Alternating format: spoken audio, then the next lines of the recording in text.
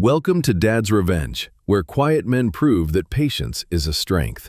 Each story here is about a father who is underestimated, disrespected, or betrayed by the very people who should be protecting him, and how that father finds his own way to mend things. Welcome to today's story. Two armed men stopped me on my own daughter's dock 38 years after I piloted ships through that very channel blind in the fog. I was holding a bouquet of magnolias. "Mr. Houston, you're not on the list today," the taller one said, his hand resting on his holster. Not on the list to see my own child 4 months married. I smiled, lowered the flowers, and walked back to my truck like a beaten old man.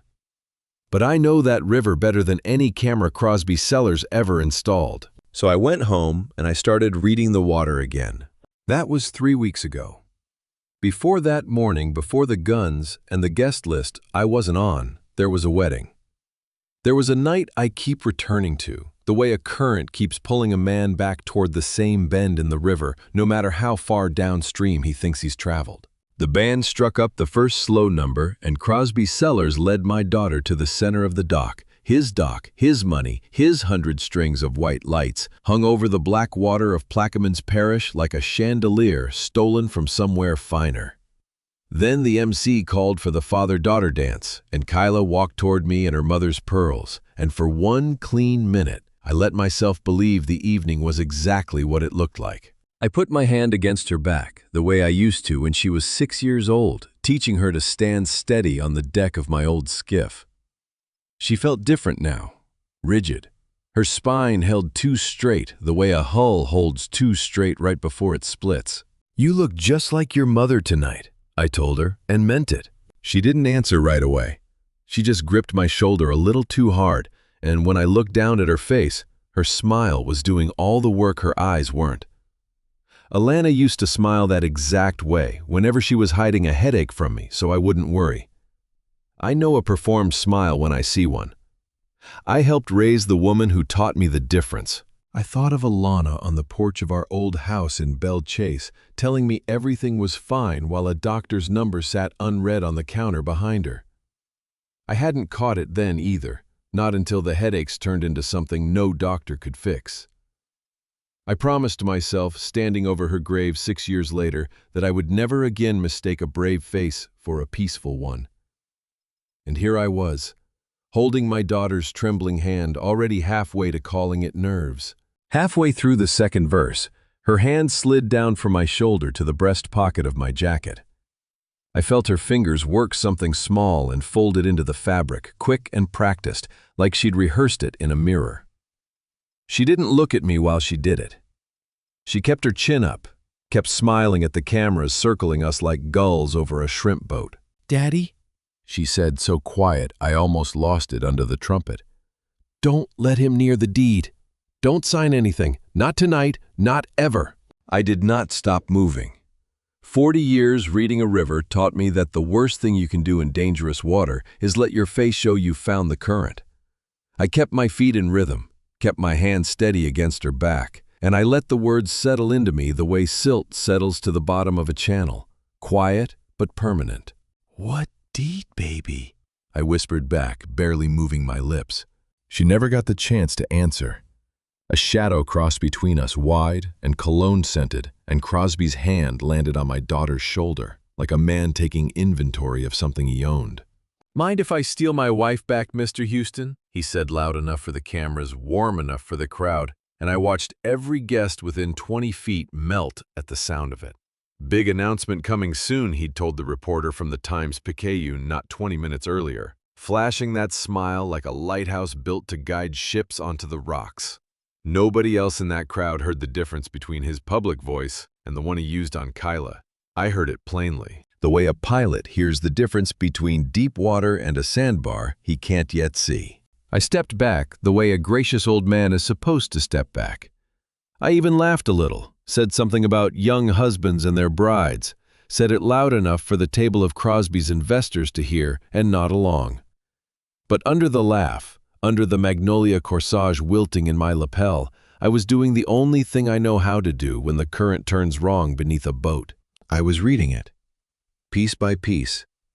The deed she'd mentioned, the dock we were standing on worth more than the house I raised her in. The way Crosby's grip on her shoulder didn't loosen even as he smiled for the photographer, the way his fingers pressed just slightly harder than affection required. K.i.l.l let him lead her away. She didn't look back at me, not once, and that alone told me more than the note folded now against my heart. My daughter had spent 29 years looking people dead in the eye. She looked at her own feet instead all the way across that dock. And I understood the way I once understood 38 years ago, that a fog bank rolling in from the Gulf meant a ship was about to lose sight of everything it thought it knew about the water beneath it, that my daughter was already drowning in the middle of the happiest night of her life, and every single person around us was too dazzled by the lights to see it. I found the nearest quiet corner I could behind a row of rented ficus trees, strung with more of those white lights, and I finally unfolded the paper all the way. It wasn't the deed note I'd expected. It was 3 words torn from the corner of a place card, written in a hand shaking so badly I almost didn't recognize my own daughter's writing. Dad, help me. Hurry. Beneath it, smaller, like an afterthought scratched in before someone could stop her, the deed, Locker 402, Wayne knows the water. I read those words the way I used to read a channel marker in fog, 3 times over, making certain the current wasn't playing tricks on tired eyes. Wayne knows the water. She meant Wayne Ford, my oldest friend, the man who'd pulled me out of the Mississippi with his own 2 hands the year I nearly drowned teaching him to read a current he wasn't ready for. She'd remembered a name from my old life, a name Crosby Sellers had no reason to know. That alone told me she'd been planning this note for longer than one desperate dance. I folded it back into my breast pocket and walked out into the reception like a man who hadn't just had the floor of his understanding pulled out from under him. The rest of that evening passed the way deep water passes under a boat, smooth on the surface, violent underneath. I shook hands with men who called themselves Crosby's business partners, men with soft palms and hard eyes, men who talked about waterfront development the way preachers talk about salvation. I smiled through toasts I don't remember the words to. I watched my daughter float from table to table on her husband's arm, performing happiness with the same precision she once used arguing environmental law before a judge who didn't want to hear it. By the time the band packed up their horns, the party had thinned to family and the last stubborn well-wishers refusing to leave the open bar. K.i.l.l found me near the parking valet, and for one moment before Crosby's driver pulled the car around, we were alone. I pulled her into a hug, the kind I used to give her on the dock of my old skiff, both arms wrapped tight the way a man holds something he's afraid the current might take. Her whole body was shaking, not the small, pretty shiver of a bride worn out from dancing, a deep, continuous tremor, the kind I'd felt exactly once before in my life, pulling a half-drowned deckhand out of 50-degree water off the jetties. I let my hand slide down from her shoulder to her wrist, the way I might check a mooring line for wear. And I felt it before I understood it. Her skin was ice cold, despite the August heat, and beneath the sleeve of her gown, the flesh had a tightness to it, swollen the way rope burns swell after a line's been yanked too hard, too fast through an unprotected hand. "K.i.l.l," I whispered against her hair. "What happened to your wrist?" "I'm fine, Daddy," she said, and her voice had gone flat and careful, rehearsed, the same way her smile had been rehearsed on the dance floor. "Just wedding nerves, please, not tonight." I wanted to demand an answer right there in the valet line, in front of God and the parking attendants and every camera still flashing. 40 years of reading dangerous water held me still instead. You do not fight a current in the open channel. You wait for the bend, where it slows, where you can finally see what you're dealing with. "I love you," I told her instead, and meant every syllable of it. "I love you too," she said, and there was a half-second, just a half-second, where something honest broke through the careful mask her eyes found mine, wide and pleading, before Crosby's hands settled against the small of her back and guided her toward the waiting car. He opened her door himself, playing the attentive groom for the last cluster of guests still watching. She climbed in without looking back. He followed her inside, pausing at the door to lift one hand in a broad, photogenic wave, flashing that same lighthouse smile toward the crowd one final time. Then he ducked into the car, and the heavy door swung shut behind him with a sound too solid for an ordinary sedan, and the tinted window began to rise. In the last sliver of light before the black glass sealed them off from the rest of the world, I watched his face change. The smile didn't fade. It dropped, the way a rope drops when you finally cut the strain holding it taut. Gone in an instant, replaced by something flat and appraising and entirely without warmth. The car pulled away from the curb and disappeared down the long gravel drive toward the parish road, taillights shrinking into the dark, the way a boat's running lights shrink when it heads out past the last channel marker into open water. I stood there on the pavement with a bouquet of borrowed magnolias and a torn place card burning a hole in my pocket. And I understood the way I'd once understood a hurricane was building 300 miles offshore long before the sky gave any sign of it, that I had just watched my daughter disappear into something I could not yet see the shape of. I drove home alone that night, with every window down, letting the marsh air scour Crosby's cologne out of my truck. 38 years on the river had taught me patience I didn't always want. A wise pilot never fights a current head-on in open water. He studies it, learns its temper, and waits for the one bend where it shows him a way through. Somewhere past the Belle Chase Tunnel, still gripping that torn place card at every red light, I made myself a promise. I was going to learn the shape of whatever had taken my daughter, piece by piece, current by current, until I understood it well enough to break it. The search results loaded slower than my patience wanted them to, a scroll of glossy headshots and business press clippings, Crosby sellers, smiling from the deck of one waterfront property after another. I clicked past most of it, looking for something I couldn't yet name, until a single post from 3 days earlier stopped my scrolling hand cold. It was a photograph of Crosby standing on that same private dock where he'd led my daughter through her father-daughter dance, dressed sharp, gesturing toward a rendering of some glass and steel casino tower rising up out of the marsh, like it had never once considered the wetlands beneath it. The caption ran long, full of words like transformative and legacy, but it was the second sentence that stopped my breath in my chest. Groundbreaking scheduled for next month, pending final acquisition of remaining waterfront parcels along the Eastern Channel. Eastern Channel. That was our stretch of river. That was the fishing camp my grandfather built with his own 2 hands, the same 40 acres of marsh and cypress that had passed down through 3 generations of Houston men before it ever passed to me. I sat back from the screen, slow, the way a man sits back from a wheel when he finally understands the depth beneath a boat that looked shallow a moment ago. I could still see my grandfather's camp house, the way it stood the last summer before the last hurricane took the roof off it. Cypress boards gone silver with age, a rope swing hanging from the live oak where my father taught me to bait a trot line before I was old enough to spell my own name. We never had much. What we had we held on to.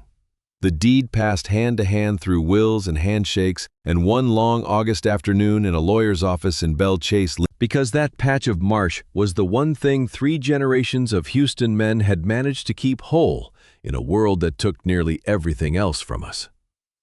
I had never once imagined it as a line item on somebody else's development rendering. I thought of the words Crosby had used at the reception loud enough for the reporter from the paper to hear. Warm enough that not a single guest thought to question it. Big announcement coming soon, he'd said, smiling that lighthouse smile of his, while his hand rested too heavy on my daughter's shoulder. I had taken it for ordinary businessman bragging that night. Sitting alone at my kitchen table 3 weeks later, I understood it as something closer to a countdown, one he'd started reading out loud in front of witnesses before I'd even finished dancing with my own child.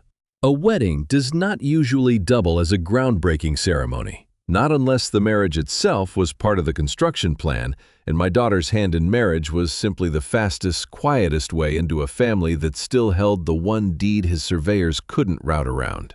I closed the laptop and sat with that thought until the coffee in front of me had gone cold a second time. Then I got my keys and drove.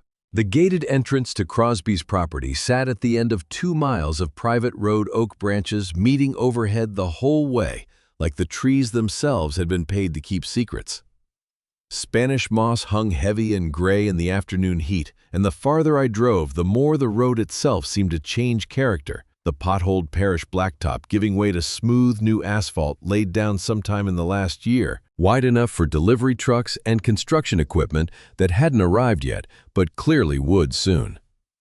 I recognized surveyor's stakes driven into the ditch grass every 50 yards or so, orange ribbon fluttering off each one, marking a boundary line that ran suspiciously close to the edge of what I remembered as Houston land. I pulled up to a call box mounted on brick pillars taller than my truck, rolled my window down, and pressed the button before I let myself think twice about it. A woman's voice, pleasant and entirely unbothered, answered before the second ring finished. "Mr. and Mrs. Sellers are not receiving unscheduled visitors today. Please contact the main office to arrange an appointment." The intercom clicked dead before I could get a single word past my own throat. I sat there gripping the wheel long enough for the engine to tick with heat, staring at those iron gates the way I used to stare at a lock system. I didn't have clearance to run calculating angles, looking for the seam in something built to keep men like me exactly where I was standing. Somewhere behind that brick and iron was my daughter, in a house I'd never once been invited to see the inside of, married 4 months to a man who apparently needed her family's signature more than he needed her. I was not going to turn this truck around and drive home a second time, not after 3 weeks of silence and a caption on a stranger's phone screen that had done more to explain my daughter's marriage than my own daughter had been allowed to. 40 years on the river taught me that every closed channel has a second way in if a man is patient enough and humble enough to go looking for it instead of ramming the gate that's already told him no. Somewhere past those oaks was a private dock I'd stood on once already in a rented tuxedo, holding my daughter's trembling hand. I put the truck in reverse, found the service road that curved down toward the water instead of the front gate, and pointed myself toward it. The service road spilled out onto the same gravel lot where valets had parked luxury cars 3 weeks earlier, and the 2 men who stepped out from beside the boathouse looked like they'd been standing there waiting for exactly this kind of trespass. I already know how that conversation ended. I won't waste your time telling it twice. What I will tell you is what happened after, once I'd turned my back on those iron dock rails and started walking slow and deliberate toward my truck. A man learns things about himself in the space of a short, humiliating walk. I learned that 70 years old and unarmed, holding nothing but a dying bouquet, I could still make my spine as straight as a channel marker if I decided to. I learned that shame is a current too, one that wants to drag your head down and your shoulders in, and that the only way to beat it is to keep your eyes fixed on some point past the horizon and refuse to look at your own feet. I also learned walking that gravel lot exactly what Crosby Sellers had decided about me the moment those guards clocked my truck coming up the service road. To him, I was an old fisherman's son with nothing but a pension and a mouthful of complaints easy enough to intimidate, easier still to dismiss. He had built cameras into every corner of that estate and never once thought to ask what a man does with his eyes when the cameras can't follow him past the gate. That was his first real mistake. And standing there in the heat with my dignity still mostly intact, I decided it would not be his last. I got in the truck. I did not start the engine right away. I sat there instead, both hands on the wheel, and I did the one thing 40 years of moving heavy vessels through unforgiving water had trained into every fiber of me. I read the current. Here's what a man reads when he stops panicking long enough to look clearly. Crosby Sellers had guards on that dock who knew my face on sight, which meant somebody had shown them a photograph and given them instructions well before I ever pulled up. That kind of preparation does not happen for an unwelcome father-in-law who simply overstayed his welcome once. That happens for a threat somebody has already identified and already decided how to handle. My daughter's husband did not see me as an old man he'd rather not deal with. He saw me as a variable in an equation, one he'd already solved for and was actively managing. I thought about the deed clause buried in that glossy announcement. I thought about a locker number scratched into the corner of a torn place card and a name my daughter had trusted me to remember under pressure I still didn't fully understand. Wayne knows the water she'd written, and I understood now, sitting alone in that gravel lot with my hands finally steady on the wheel, that she hadn't meant it as a figure of speech. I hadn't called Wayne Ford in the better part of 2 years, not since his hip surgery kept him off the water for a summer, and pride kept him off the phone even longer. We'd drifted the way old friends drift when neither one wants to be the burden calling to ask for help. But my daughter had reached across 4 months of marriage and a husband's tight surveillance to write his name down anyway, betting that whatever was coming next, Wayne Ford was still the one man on this river she trusted enough to bring into it. I pulled my phone from my shirt pocket right next to where my father's old compass sat against my chest, and I found a number I hadn't dialed in longer than I wanted to admit. He picked up on the 4th ring, gruff and half asleep despite the hour, the way he always answered a phone he didn't recognize. "Wayne," I said. And something in my own voice surprised me, some old current of need I hadn't let myself feel in years. "It's Sam. I need you." There was a long pause on the other end, long enough that I could hear water lapping against a hull somewhere behind him. The familiar rhythm of a boat riding at anchor. When he finally spoke, there wasn't a single question in his voice, only the flat, immediate readiness of a man who'd spent his whole career believing that when somebody says those 3 words, you don't ask why before you ask where. "Where are you?" Wayne said. "And how bad?" I looked out through the windshield at those iron gates one last time, at the dock beyond them, where my daughter was living a life I no longer recognized, and I told him everything I knew, which at that moment still wasn't nearly enough. I told him about the note, the wrist, the bruises hidden under lace. I told him about a locker number and his own name written down in a hand shaking too badly to finish the sentence properly. "Bad," I said finally, "and getting worse. I'll explain the rest when I get to the boat." "Come on then," Wayne said, and I heard him already moving on his end, gear-shifting footsteps on a wooden deck. "Bring whatever you've got written down. And Sam, drive careful. Whatever this is, it's already bigger than one old man showing up uninvited at a dock." I started the engine at last and pulled the truck around away from those gates, away from the water I'd been forbidden to stand near, and pointed myself north, toward the only man left on this river I trusted enough to hand a piece of this weight to. Wayne kept his boat moored in a stretch of bayou so far off the main channel that GPS units gave up trying to name the road leading to it. I found him standing on the deck of that same battered old trawler he'd owned since before either of us had gray in our beards, coiling a length of rope, with the same patient, unhurried hands that had once pulled me out of 50-degree water when I was too stubborn to admit I needed pulling. He didn't say hello. He just stepped aside so I could climb aboard, and once I was standing on the deck across from him, he finally looked at my face the way a man looks at a gauge he doesn't trust reading correctly. "Start from the wedding," he said. "Don't skip anything, even the parts that don't feel like they matter." So I told him. I told him about the note torn from a place card, about the wrist swollen like rope burn under $50,000 of lace, about a stranger's caption on a phone screen announcing a groundbreaking on land that had belonged to my family since before either of our grandfathers learned to read. I told him about the guards who already knew my face, about a locker number and his own name written down in a hand too frightened to finish steady. Wayne didn't interrupt once. He just kept coiling that rope over and over the same loop, tightening in his hands the way his jaw was tightening beneath his beard. "You remember the Ondine?" he finally said. It wasn't a question. I remembered it the way a man remembers the worst night of his working life. The ferry had gone down fast, faster than any of the safety drills ever prepared a crew to expect, listing hard to port before the first alarm even finished its second cycle. Wayne had been trapped below deck when the hull breached, water rising past his knees, past his chest, the emergency lighting dead within 90 seconds, nothing left but the sound of his own breathing and the groan of metal folding in ways metal was never built to fold. I'd been topside when it happened, and instead of waiting for a rescue crew that wouldn't reach us in time, I'd gone down into that flooding compartment myself, feeling my way through black water by memory alone, because I'd walked that ferry's decks 100 times and knew exactly where the emergency hatch sat, even blind. My hands found the release wheel before my eyes ever adjusted to the dark. I pulled him out with 4 minutes of air left between the two of us, both of us coughing up river water on a deck slicked with rain, and neither one of us said a single word about it again for almost a year.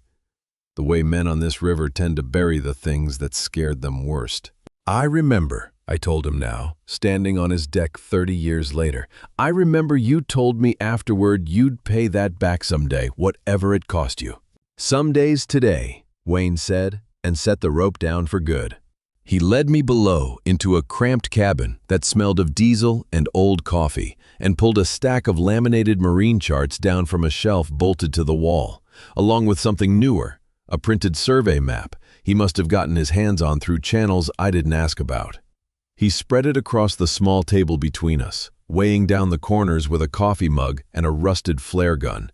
"Your boy's estate," Wayne said, tapping a finger against the outline of Crosby's property.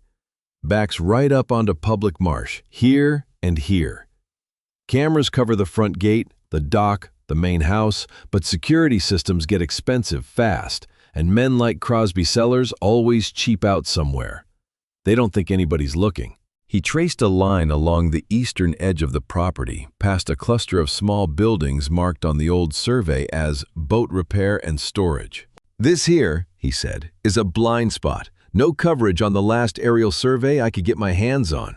Runs right along a private marine repair shop that leases dock space from the estate." I leaned in to read the small print beside the marked building, expecting some anonymous LLC, the kind of shell company name men like Crosby hid behind. What I found instead stopped the breath in my chest for the second time in 3 weeks.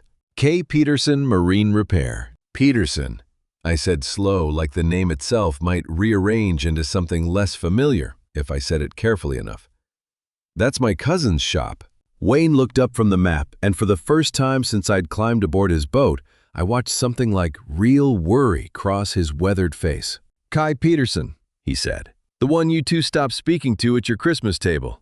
"That's the one," I said, and felt the current beneath everything I thought I understood about this whole situation shift one more time, quiet and complete, the way a channel shifts course after a storm nobody saw building. Kai was my late father's sister's boy, closer to me once than most of my own brothers, the two of us running trot lines together as kids before either one of us had a driver's license. We'd drifted apart, the way family sometimes does, slow and then sudden, after a boat loan gone bad and words said at a funeral that neither of us had ever properly taken back. I hadn't set foot in his repair shop in the better part of 4 years. I had no earthly idea how his little marine business had ended up leasing dock space from a man like Crosby Sellers, and I did not like a single one of the possibilities running through my head as I stared down at that survey map.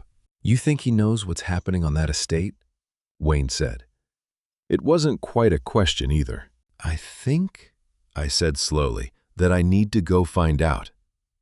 Kai's shop sat at the end of a gravel lane, lined with stacked crab traps and the rusted hulls of boats nobody had gotten around to fixing in a decade. I hadn't driven that lane in 4 years, not since a funeral neither of us had spoken more than 10 words at, and my hands felt strange on the wheel, turning onto ground that used to feel like an extension of my own family's land. He came out to meet me before I'd even cut the engine, which told me something right there. A man expecting nothing usually lets a visitor knock first. "Sam," he said my name, carefully testing it, the way you test a plank before you put your full weight on it. "This is a surprise." "Wasn't planning on stopping by," I said, which was true enough. "Was hoping we could talk a minute." He glanced past me at my truck, then past that toward the road behind me, quick little flicks of the eyes that a less patient man might have missed entirely. 40 years of watching water for signs of trouble had trained me to catch exactly that kind of tell. "Little busy right now," Kai said. "Got a boat coming in on the lift in 20 minutes. Won't take long." I kept my voice easy, the voice I'd used with Crosby's security men, the voice of an old man with nothing but time and no particular urgency to it. "Just wanted to ask about the work you've been doing out at the seller's place." Something crossed his face fast enough that I almost missed it there and gone the way a fish breaks the surface once and disappears. He recovered, quick shrugged, said something vague about leasing dock space for storage, nothing more than that. Business was business these days, and beggars couldn't be choosers about who signed the lease. "You know the family out there?" I asked, watching him close now the way I used to watch a gauge climbing toward a red line I couldn't yet see. "Not really my business who marries who," Kai said. And there it was again, that flicker gone almost before it started. We talked another minute or two, nothing that mattered, weather and the price of diesel, and a cousin neither of us had spoken to in longer than either of us wanted to admit. He kept glancing toward the shop's back office the whole time, like a man listening for a phone that hadn't rung yet, but might any second. When he finally excused himself to check on that boat lift, I told him I'd left my reading glasses on his workbench and asked if I could grab them before I headed out. He hesitated half a second too long before he said, "Sure, go ahead." And that hesitation told me more than anything he'd said out loud in the last 10 minutes. I found the office easy enough. A cramped little room behind the main bay, smelling of motor oil and stale coffee. Its walls papered with faded photographs of boats Kai had repaired over 30 years in business, a whole life measured out in hulls and outboard motors. There were no reading glasses on that workbench because I'd never left any there to begin with. What I found instead sat in plain sight on top of a stack of unpaid invoices, held loose beneath a coffee mug, like something set down in a hurry and forgotten. A thick envelope, unmarked, stuffed heavy with $100 bills. I didn't touch it. I didn't need to count it to understand its weight, or to understand what kind of man leaves that much cash sitting out where a cousin might wander in looking for a pair of glasses. I stood there in that little office a long moment, listening to Kai's voice out in the bay explaining something to a boat owner, and I felt the same cold recognition I'd felt reading that groundbreaking announcement 3 weeks earlier. The current shifting one more time beneath a boat I'd thought I finally understood the shape of. A man who buries 3 generations of trotline memories under one bad boat loan doesn't usually come into that kind of money, honestly. Not out here, not on marsh wages. I walked back out through the shop without the reading glasses I never actually needed, thanked Kai for his time, and drove away, slow gravel popping under my tires. It wasn't until I was a mile down the road that I remembered the dash cam I'd installed on my truck 2 summers ago, more out of habit than necessity, footage that recorded every vehicle passing behind me, whether I thought to look or not. I pulled onto the shoulder and scrolled back through the last few days of footage on the little screen mounted to my dash, past nothing worth noting, until a black SUV rolled into frame, parked outside Kai's shop the previous evening, engine idling, headlights off despite the dark. I zoomed in on the plate as best the old camera would allow, squinting at pixelated numbers until they finally resolved into something I recognized. The same SUV that had carried Robert and Brock up to the front gate of Crosby's estate the day I got turned away. I sat there on the shoulder a long while, engine idling, watching the marsh grass bend and settle in the afternoon wind. Whatever Kai owed somebody, whatever had bought his silence and filled that envelope on his workbench, it ran a straight line back to the same dock where 2 armed men had told me I wasn't on the list. Blood was supposed to mean something out here. It had meant something to me my whole life, standing at Ondine's rail 30 years back, deciding without a second thought that a man's debt to family outweighed the risk to his own lungs. I did not yet know what my cousin had traded away, or why. But I understood, sitting there with the engine running and the dash cam screen still glowing in my lap, that I was going to have to find out the hard way.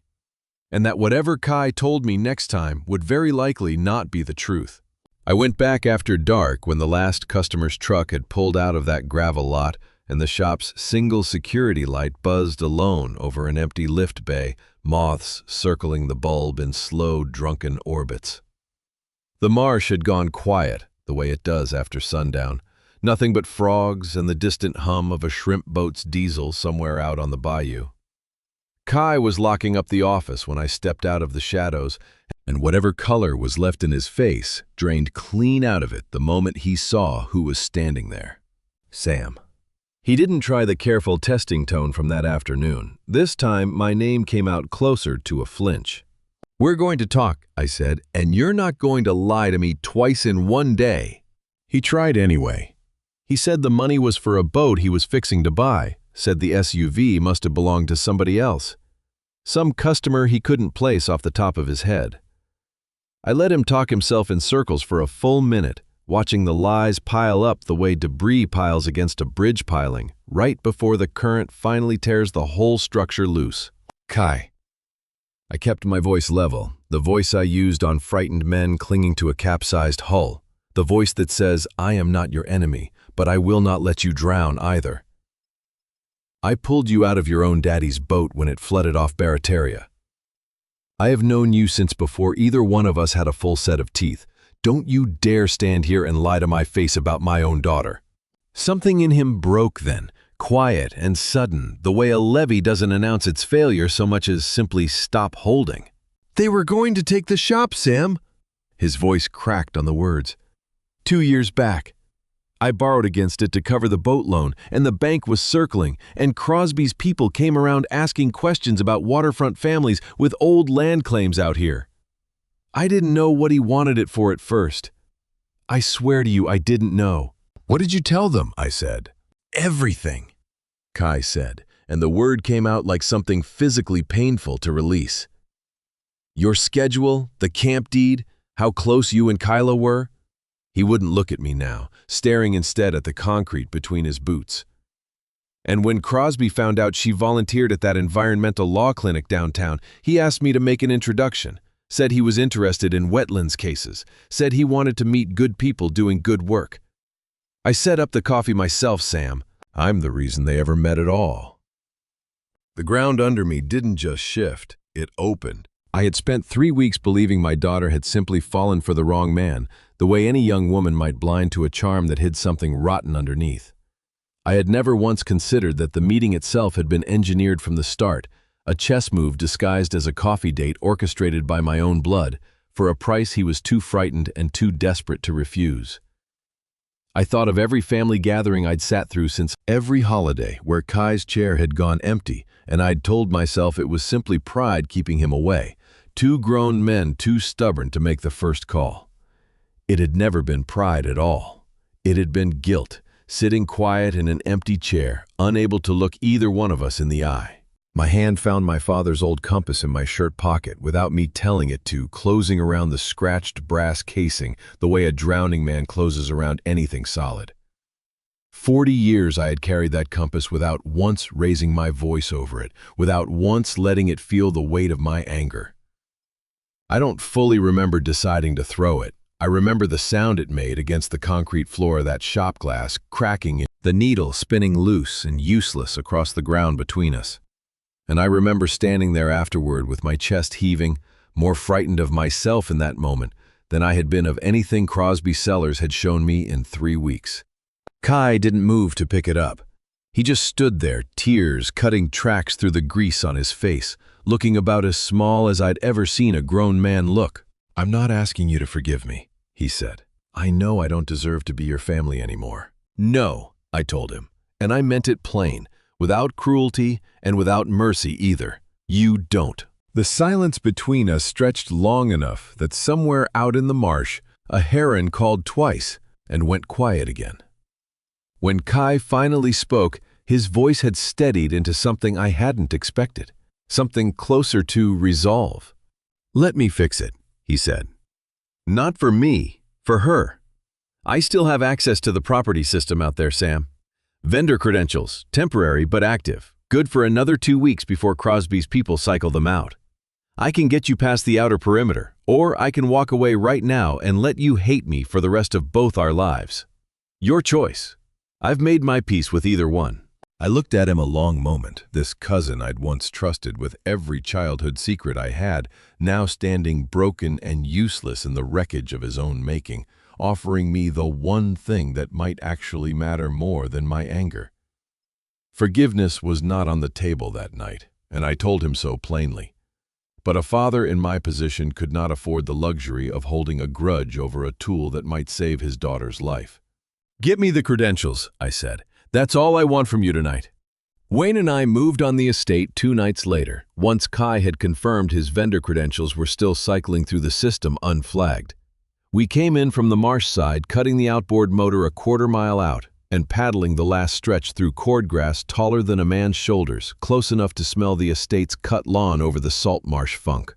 A thin sliver of moon gave just enough light to navigate by without announcing our approach to anyone watching from the tree line.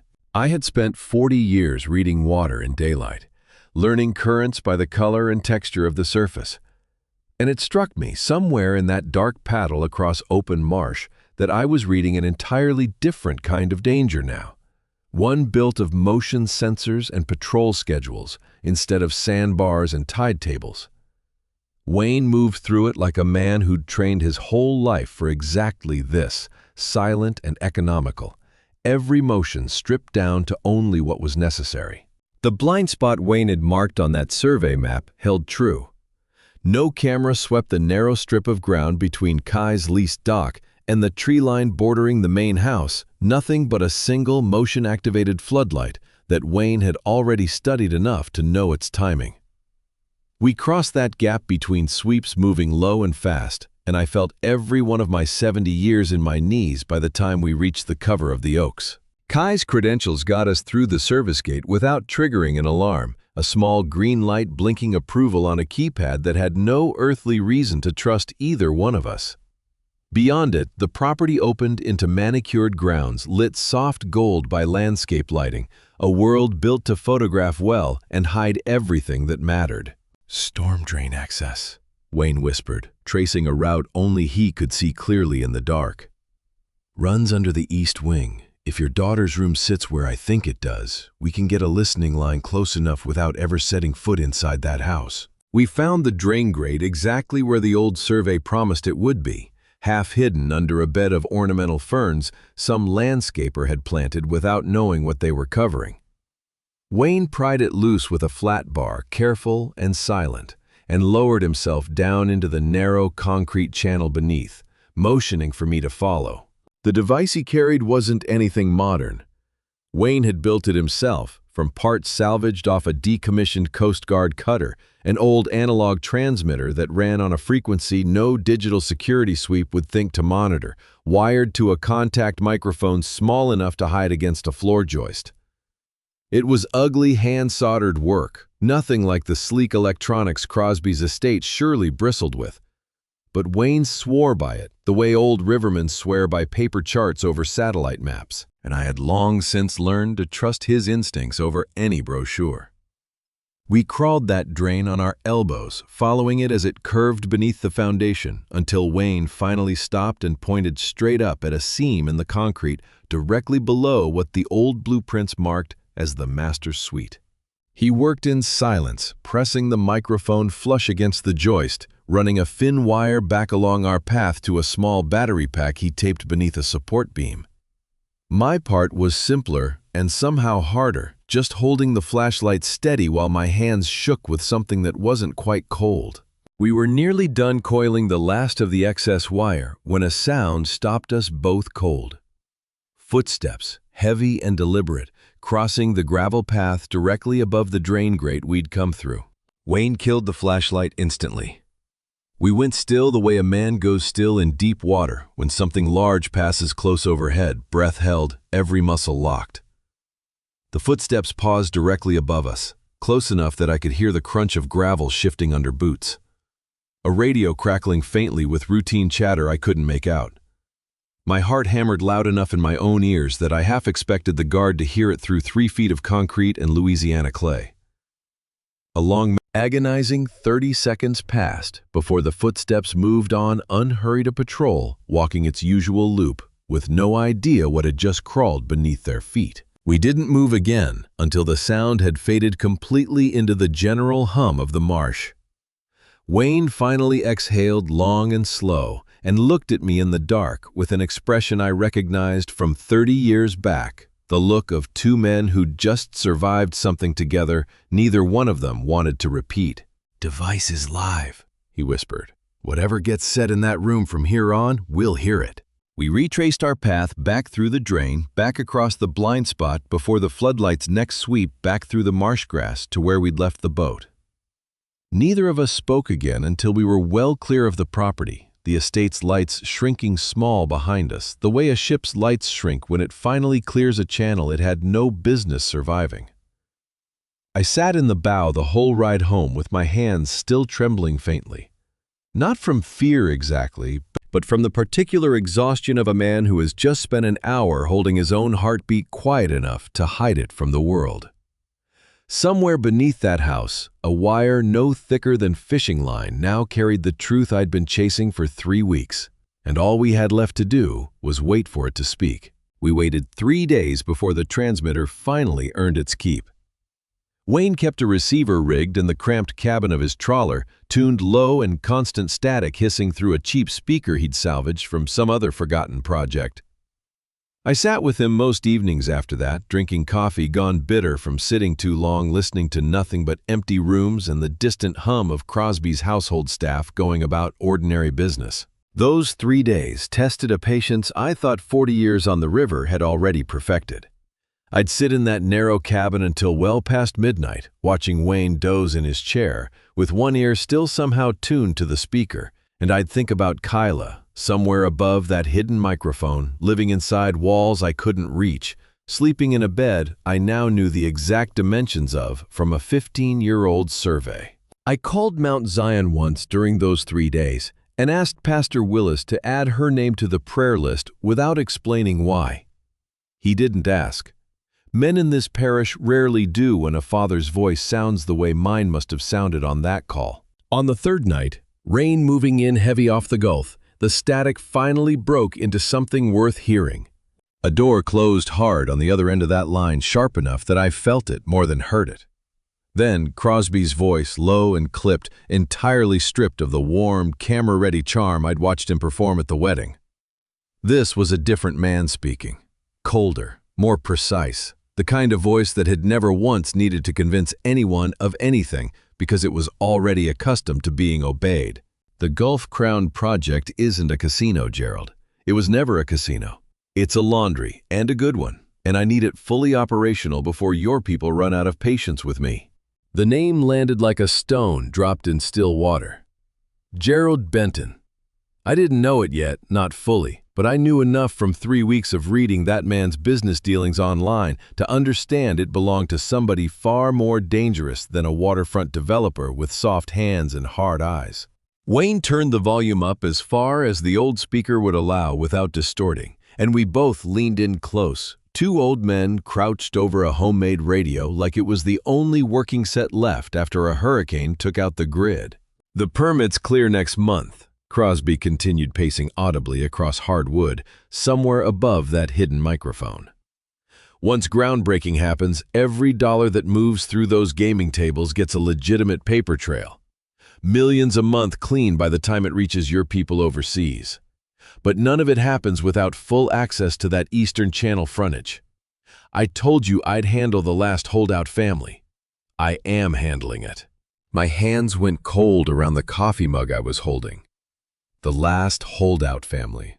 My family.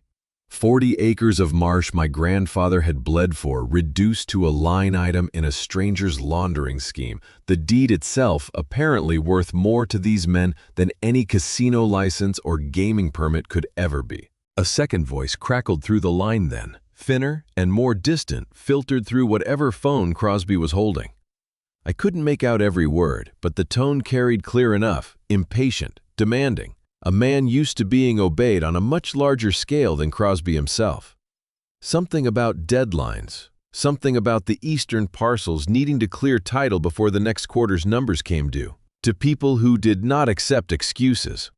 "I understand the timeline, Gerald," Crosby said, and for the first time that flat, controlled voice carried a thin thread of something almost like fear. "I'm telling you, it's handled. The old man's already sniffing around, but he's exactly as harmless as I told you he'd be." Marrying the daughter was elegant, Crosby said, and something in his tone shifted toward pride now, the satisfaction of a man admiring his own cleverness. Faster than eminent domain, cleaner than a hostile buyout, and it comes with a built-in cover story the press will eat up for years. Grieving young widow inherits the family land, sells to her loving husband's development company out of respect for a marriage cut tragically short. Nobody investigates a love story, Gerald. They only investigate crime scenes. Wayne's hand found my shoulder in the dark, steady and heavy. The same grip he'd used to keep me from bolting straight up out of that chair. Widow. I said the word, barely making it past my own throat. He just called her a widow. Wayne didn't answer right away. He reached over and turned the volume down a notch, not off, just enough to let us both hear each other over it. And when he finally spoke, his voice had gone flat and careful in a way I recognized from 30 years of watching him assess a genuine crisis rather than an ordinary one. "That's not a man planning a divorce," he said. "That's a man planning a funeral he intends to control every detail of." I sat with that a long moment, the rain still hammering the trawler's roof, the transmitter still humming faintly with the sound of a man upstairs discussing my daughter's death as a line item in somebody else's business plan. Every instinct in me wanted to start that outboard motor right then and drive straight through those iron gates, consequences be damned. 40 years of reading dangerous water held me in that chair instead. The same discipline that had kept me quiet on a dance floor 3 weeks earlier, when every part of me wanted to demand answers in front of God and every wedding guest watching. "We need more," I finally said. "We need to know exactly when and exactly how before I do anything that tips him off we've heard a word of this." Wayne nodded slowly, already reaching to adjust the receiver's dial, both of us settling back into that narrow cabin to wait for whatever came next. The line went quiet for a stretch after that, nothing but the hiss of rain against a window somewhere above our heads and the faint creak of hardwood under pacing feet. I sat with my hands wrapped so tight around that cold coffee mug that my knuckles ached waiting for whatever came next, the way a man waits out the eye of a hurricane knowing full well the worst half of the storm hasn't arrived yet. Then a door opened softer this time, and I heard my daughter's voice for the first time in 3 weeks, thin and careful, the voice of a woman who has learned exactly how much space she's allowed to take up in her own home. "You wanted to see me?" Just those 4 words nearly undid me. 29 years of knowing every register that voice could carry, and this was one I'd never heard from her before. Small and cautious, in a way that had nothing to do with the confident young lawyer who used to argue wetlands cases in front of judges twice her age without a hint of nerves. "Sit down, K.i.l.l." Crosby's tone had shifted again, back toward that practiced warmth, though now that I'd heard what lived underneath it, the charm sounded exactly like what it was, a mask worn so long the seams had gone invisible even to the man wearing it. "We need to discuss Friday. The groundbreaking ceremony," K.i.l.l. said, careful neutral, giving him nothing to grab onto. "The most important day of this entire project," Crosby said. "Press credentials confirmed for 6 outlets. Gerald's associates flying in for the ribbon cutting. You'll stand beside me, you'll smile, and you'll say exactly what we discussed about your family's generous decision to support responsible waterfront development. Can I trust you to manage that?" A long pause followed, long enough that I found myself leaning so far toward the speaker my forehead nearly touched it. "And if I don't want to," K.i.l.l. said, finally, her voice barely holding steady. The sound that followed wasn't a raised voice. It was worse than that. A controlled, patient stillness that somehow carried more menace than shouting ever could. "Then we'll have a very different conversation about your father," Crosby said. "Old men who go around asking questions at dinner parties and gated communities tend to have accidents, K.i.l.l. Slippery docks, bad hearts. It happens more often than people realize, especially to men his age, who insist on doing their own home repairs and their own boating alone." He let that sit a moment before continuing, his voice dropping lower still. "I'd hate for Samson to become one of those unfortunate statistics before he even gets to walk you down the aisle at your sister's wedding." if you'd ever been fortunate enough to have one. I felt Wayne's hand tighten on my shoulder again, harder this time, holding me down in that chair by something closer to physical force than gentle restraint. Every muscle in my body wanted to be moving, driving, doing anything but sitting still in a cramped cabin listening to a man threaten my life in the same breath he used to discuss a ribbon-cutting ceremony. Friday Crosby said, his voice returning to that pleasant, reasonable register as though he hadn't just threatened to kill an old man in the same breath he'd used to discuss press credentials. Smile for the cameras, say your lines, and after the ceremony concludes, we'll discuss the Eastern parcel paperwork properly, just the two of us, somewhere private. I heard my daughter's breath catch quick and sharp before she answered him with a single word, flat and defeated. Fine. The door closed again softer than it had opened, and the transmitter settled back into ordinary static. The sound of an empty room holding nothing but the storm outside and whatever silent grief my daughter was allowing herself, now that she believed no one could see it. I sat listening to that static a long moment, picturing her alone in that room, and found myself grateful for the first time since this whole nightmare began that a father's love could still reach a daughter through nothing more than a wire buried in concrete. Wayne finally released my shoulder and sat back heavy in his chair, staring at the speaker like it had personally betrayed him. Friday, he said. That's 3 days. 3 days, I repeated, and felt something in my chest settle into place that had been drifting loose for 3 weeks, cold and certain, the way a keel finally finds its true line after a long stretch of rough water. I thought about every year I'd spent teaching my daughter to read Danger before it arrived, standing beside her on the deck of my old skiff, showing her how to feel a squall building in the air pressure long before the sky itself gave any warning.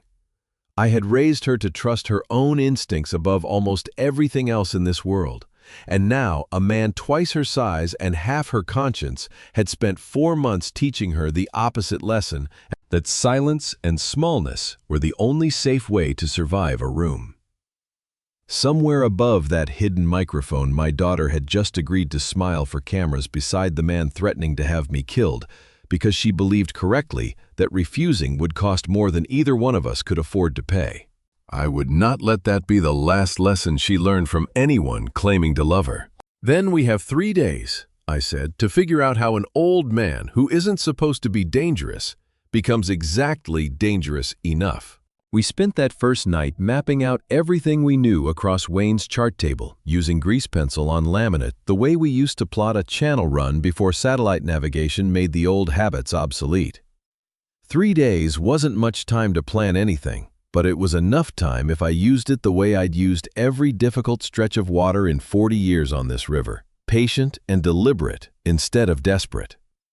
Wayne sketched out the layout of the dock property from memory, marking guard rotations, camera coverage, the tide schedule for Friday evening when the storm system building offshore was expected to make landfall right around the time of the ceremony's closing remarks. "Weather's going to be ugly," Wayne said, tapping the marine forecast he'd pulled up on an old marine radio.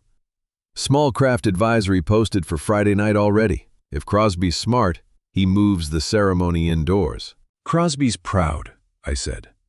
"Proud men don't move things indoors. They stand out in the weather and let the cameras catch them looking unbothered by it." Wayne grunted something that might have been agreement, and we kept working.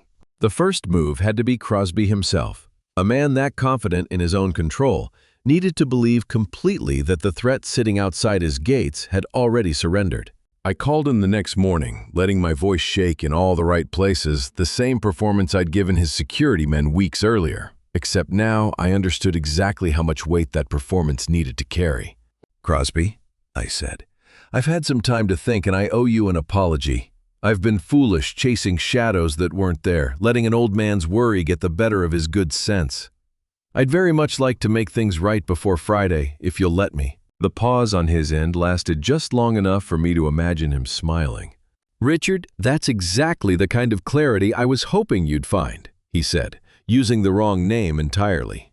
Either careless or simply unable to bother remembering it correctly. And I let that slide too, folding the small insult away with everything else I was collecting to use against him later. "Samson," I corrected, gentle, unhurried. I was hoping I might come to the ceremony Friday, stand with my daughter publicly, show my support for this new chapter of hers. It would mean a great deal to me. Of course, Crosby said, warmth flooding back into his voice now that he believed the threat had folded exactly the way he'd expected it to. We'd love to have you there, Samson. It'll be good for the cameras, honestly. Nothing says respectable family business like a proud father-in-law in the front row. I thanked him and hung up and sat with the phone still warm in my hand, disgusted by how easily the lie had worked and grateful for exactly the same reason. Getting a message to K.i.l.l proved harder. Every direct channel ran straight through Crosby's surveillance, every phone call, screened every text, filtered through whatever software watched her every word.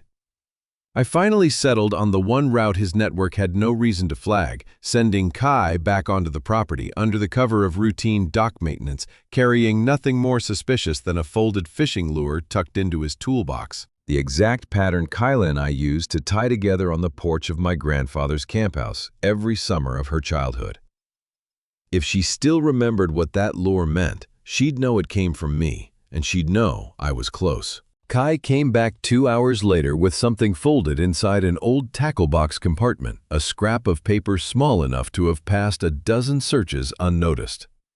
My hands shook opening it the same way they'd shaken over her wedding note weeks earlier. Dad.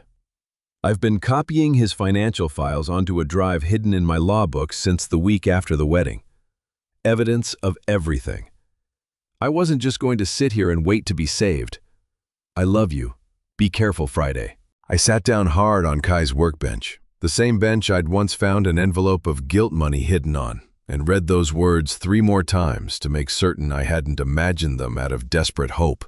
My daughter, the woman I'd spent 3 weeks grieving as a helpless victim, had been quietly building her own case against her captor the entire time, in a house wired for surveillance in every corner, using nothing but patience and a law degree Crosby had never once bothered to respect. I had underestimated her the same way Crosby had.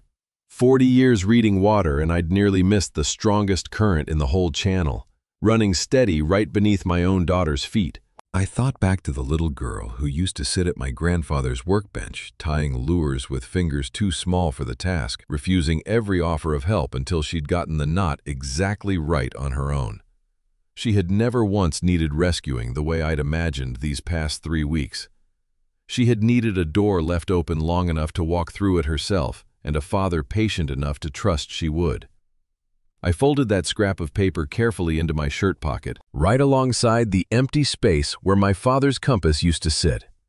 And for the first time since that dance floor 3 weeks earlier, I let myself believe we might actually survive this together, as partners in the fight, rather than a rescuer and the rescued. My voice steadier than it had been in weeks. We go in with everything we've got, and we make sure her evidence gets somewhere safe before Crosby ever knows it exists. Friday arrived heavy with the kind of humidity that presses down on a man's chest before a storm even shows itself on the horizon. I dressed in my one good suit, the same one I'd worn to bury Alana, and stood in front of my bathroom mirror a long moment before leaving, studying my own face for any trace of the fear sitting coiled beneath my ribs. 40 years on the water had taught me to look calm in front of a crew, even when the barometer was falling faster than I liked. I would need every ounce of that old discipline today. I drove out to the estate alone, Wayne staying back at the boat with a marine radio tuned to the same frequency as the microphone still buried beneath K.i.l.l's floorboards. The dock had been transformed since I'd last stood on it. Rows of white folding chairs faced a raised platform strung with banners announcing Gulf Crown Development in gold lettering, and a small army of caterers moved through the gathering crowd with trays of champagne nobody seemed to be drinking yet. Press vans lined the gravel lot, satellite dishes angled skyward, reporters testing microphones against the rising wind. Crosby found me near the registration table, dressed in a pale linen suit that made him look every bit the visionary developer his press releases claimed he was. He shook my hand for the cameras warm and practiced, steering me toward a seat in the front row with a hand on my shoulder that felt exactly like ownership dressed up as courtesy. "Glad you came around, Samson," he said loud enough for the reporter hovering nearby to catch every word.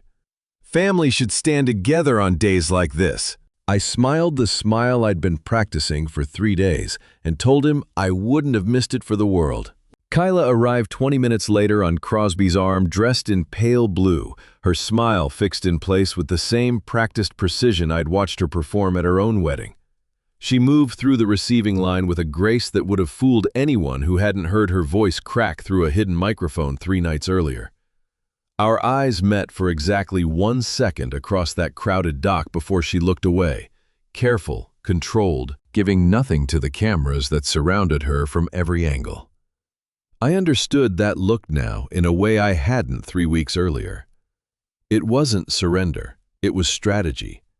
The same patient discipline I'd taught her myself, waiting for the right moment, instead of wasting herself on the wrong one.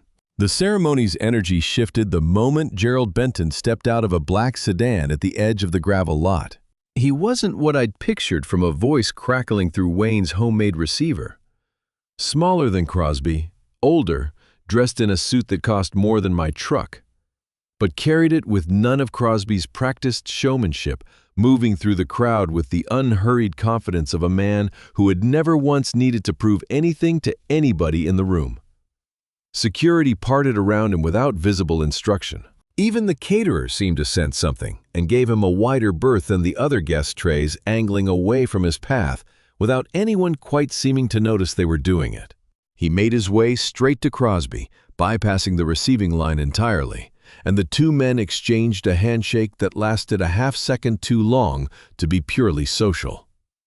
I watched from my folding chair closer to the platform than I would have liked, close enough to catch the flicker of tension crossing Crosby's face before his public smile reasserted itself, quick as a shutter closing over a lens. Gerald's eyes swept the crowd, once methodical and unhurried the way a man checks a room for exits before he commits to entering it fully.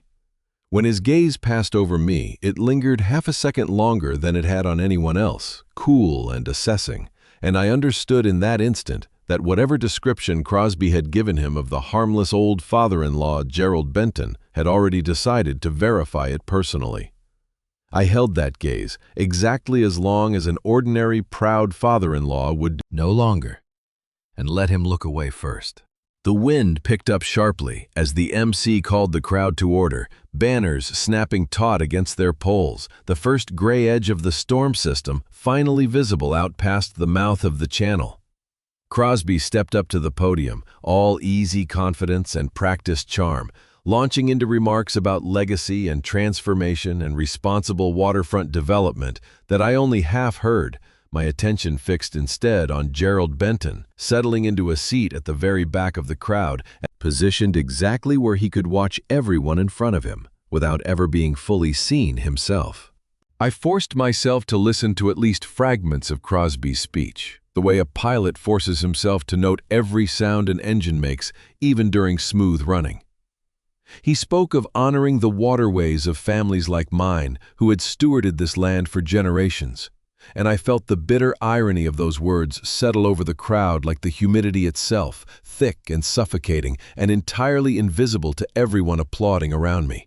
Somewhere beneath that polished podium sat the true accounting of what Gulf Crown Development actually intended to do to those same waterways, and not one reporter in that press pool had any idea they were covering the launch of a criminal enterprise dressed up in ribbon-cutting ceremonies and champagne toasts.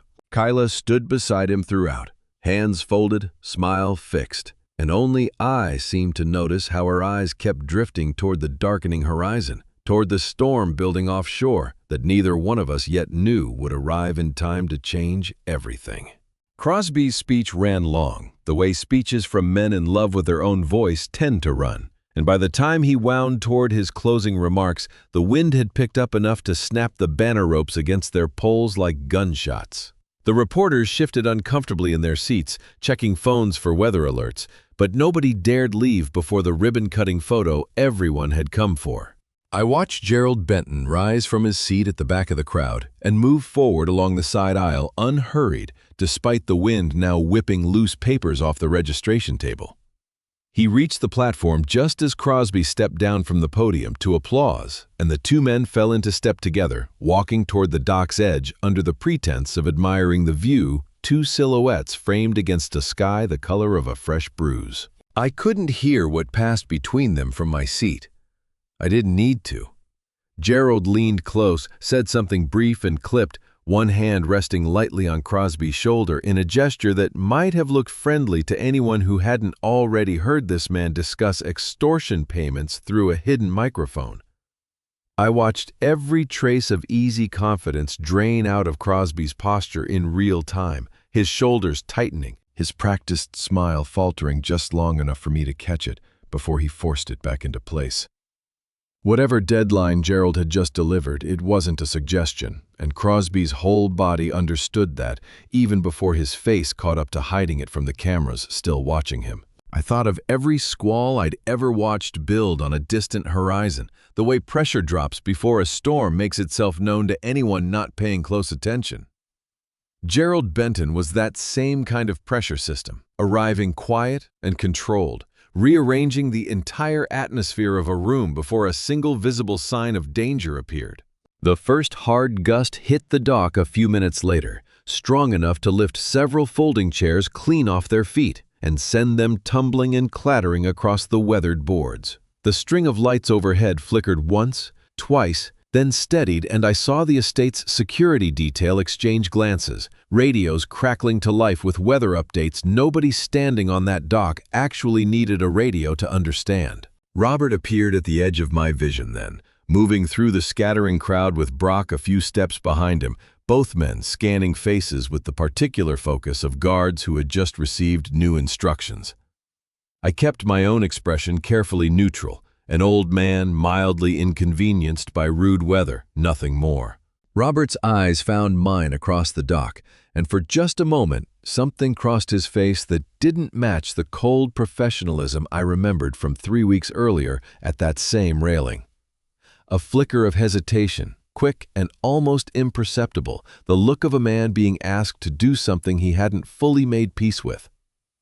I remembered him standing at that gate the day I got turned away, remembered how his stance had carried a half-degree less certainty than Brock's, a small crack in the uniform that most men would never have noticed, unless they'd spent 40 years learning to read the difference between a calm surface and a dangerous one. Brock showed nothing at all, moving with the same flat efficiency he always carried, but Robert's step faltered half a beat before he fell back into formation, glancing once toward K.i.l.l with an expression I couldn't quite name.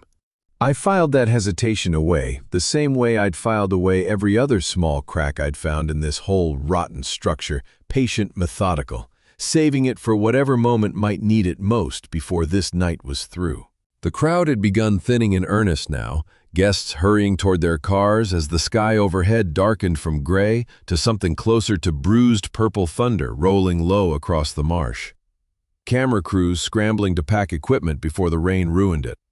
Crosby returned to the platform to make a hasty announcement about moving the reception indoors, his voice carrying that same practiced calm, even as rain began spitting sideways across the dock.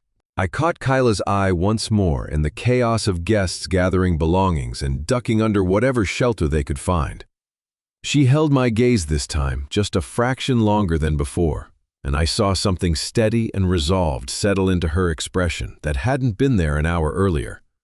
Whatever fear she carried, she had folded it away somewhere deep enough to function the same way I'd learned to fold my own fear away on 100 dangerous river crossings, the two of us communicating everything that mattered in a single held glance across a rain-soaked dock.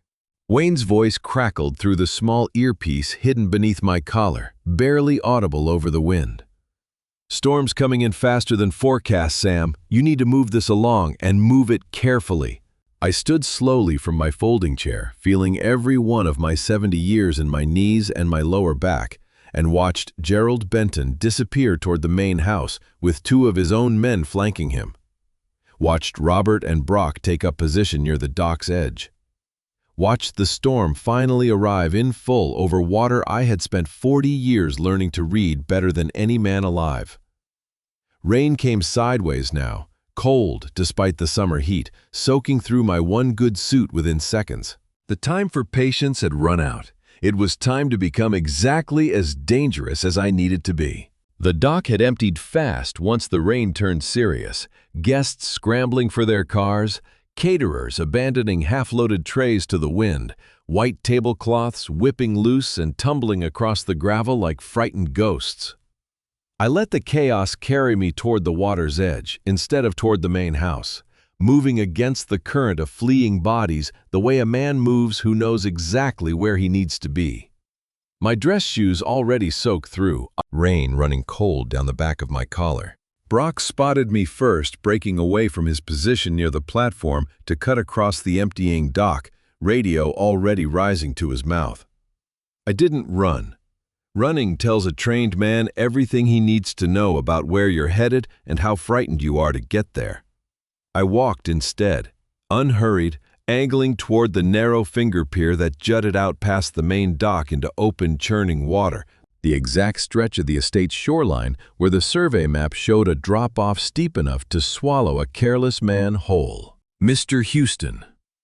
Brock's voice carried flat authority even through the wind. "Storm's not safe out here. I need you back inside." "Just getting some air," I said, taking one more step toward that finger pier, watching him calculate the same thing I already had, that following me out onto exposed, unstable footing during a lightning storm carried its own considerable risk to a trained man in heavy boots. Behind him, through sheets of driving rain, I could see the main house lights flickering, the party's remnants scattering toward whatever shelter they could find. He followed anyway, exactly as I'd hoped he would.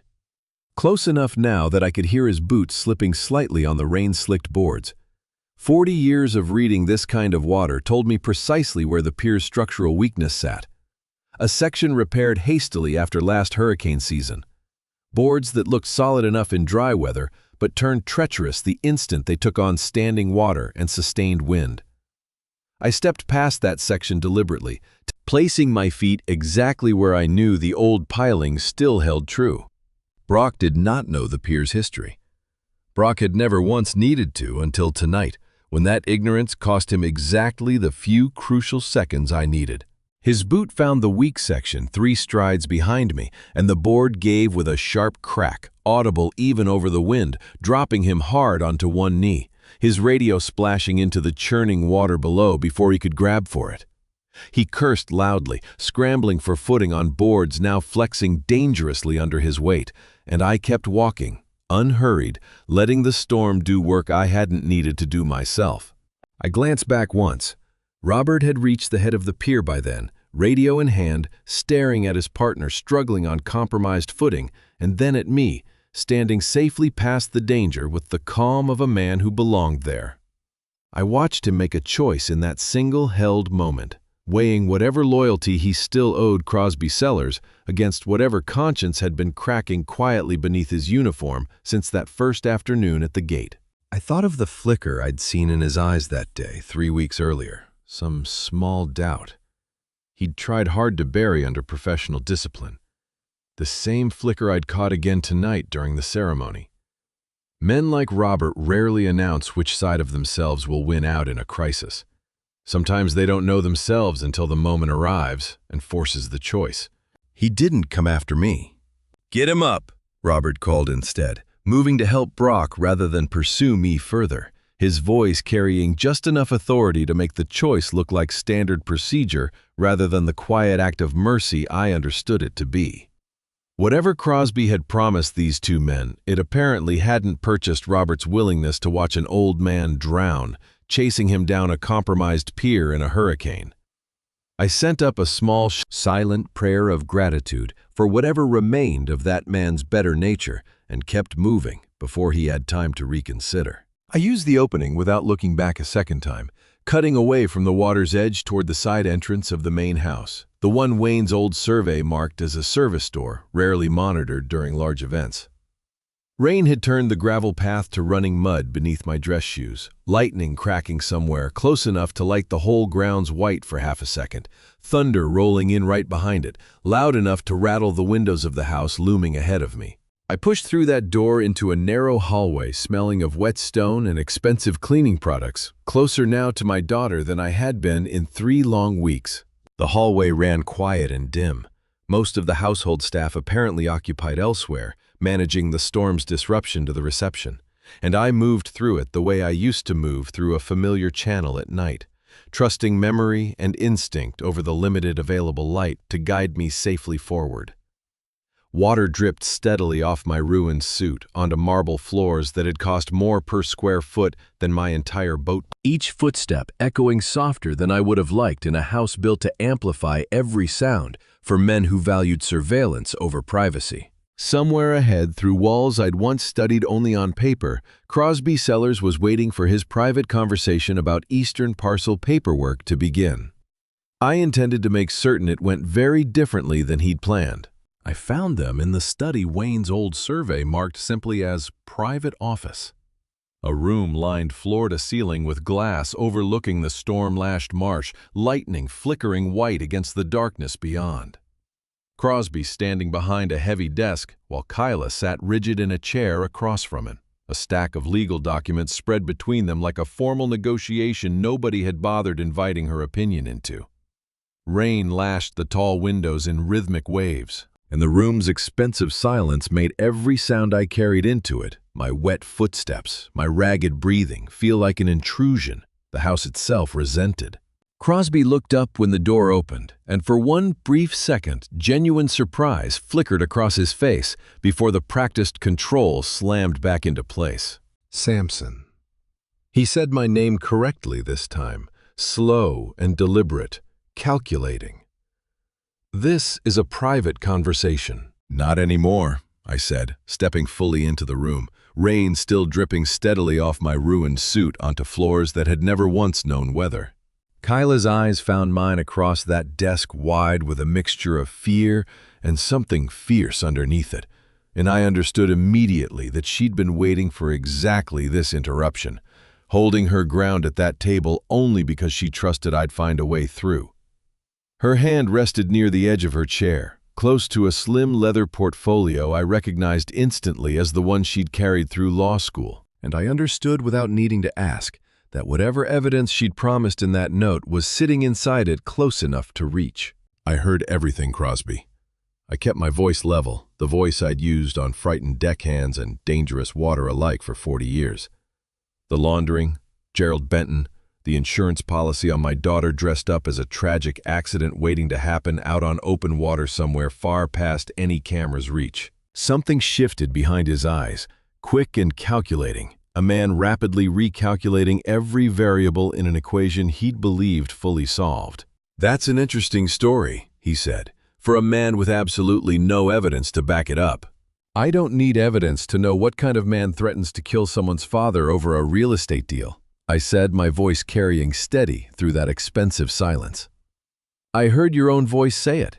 Winnow Crosby. That's the word you used for my daughter before either one of us had done a single thing to earn that kind of cruelty from you. His composure cracked just slightly, just long enough for me to see something underneath it that looked almost like fear. You don't know anything about what earns cruelty, he said, and his voice dropped into something rawer than the smooth boardroom register he usually wore. You want to talk about fathers, old man? My father lost everything to a hurricane and an insurance company that hid behind fine print nobody explained to him. He spent the rest of his life apologizing to a family he couldn't protect, standing in the wreckage of our house telling us it would all be fine while the bank circled and the neighbors stopped calling. I watched him shrink a little more every single year after that, until he finally died apologizing for one last thing dying too soon and leaving us with nothing but more debt to apologize for. I decided a long time ago I would never be that powerless again. Never. For one unguarded moment, something young and wounded surfaced in his expression. A boy standing in floodwater, watching everything his family owned disappear, his voice cracking on a word he clearly hadn't meant to let show that much weight. I recognized that particular grief instantly, the specific shape of watching a parent diminished by forces too large to fight, because I had spent my own childhood in these same marshes, learning exactly how little mercy this coast extends to families without money to buy their way around a hurricane's damage. For one breath, I nearly felt something close to sympathy for the boy still hiding somewhere inside this dangerous man. Then the mask slammed back down hard and fast, replaced by something colder than anything I'd seen from him yet, and whatever sympathy I'd felt evaporated along with it. "But that's not really your concern," Crosby continued, voice flattening back into practiced control. "What's your concern, Samson, is that you've just walked into a private conversation uninvited in a house full of my security personnel during a storm that's already knocked out half the coastal power grid. Accidents happen to trespassing old men in weather like this. Nobody would question it for a second." "Try it," I said, and meant every syllable, planting my feet the way I'd planted them on 100 unstable decks in worse storms than this one. "See how that story holds up once the evidence starts talking." Crosby's eyes flicked toward the portfolio near K.i.l.'s chair, calculation returning fast to his expression, and I watched him begin recalculating the entire equation of that room, weighing threats and leverage, and how quickly a man his size could reach either one of us before we reached the door. K.i.l.l rose slowly from her chair then, and I watched my daughter's spine straighten with the same fierce composure she'd once carried into courtrooms twice her age, the fear in her expression giving way to something harder and more certain. She reached down and lifted that leather portfolio into both hands, holding it against her chest like something precious enough to die protecting. "He's not bluffing, Crosby," she said, her voice steady for the first time in 3 weeks. "Neither am I."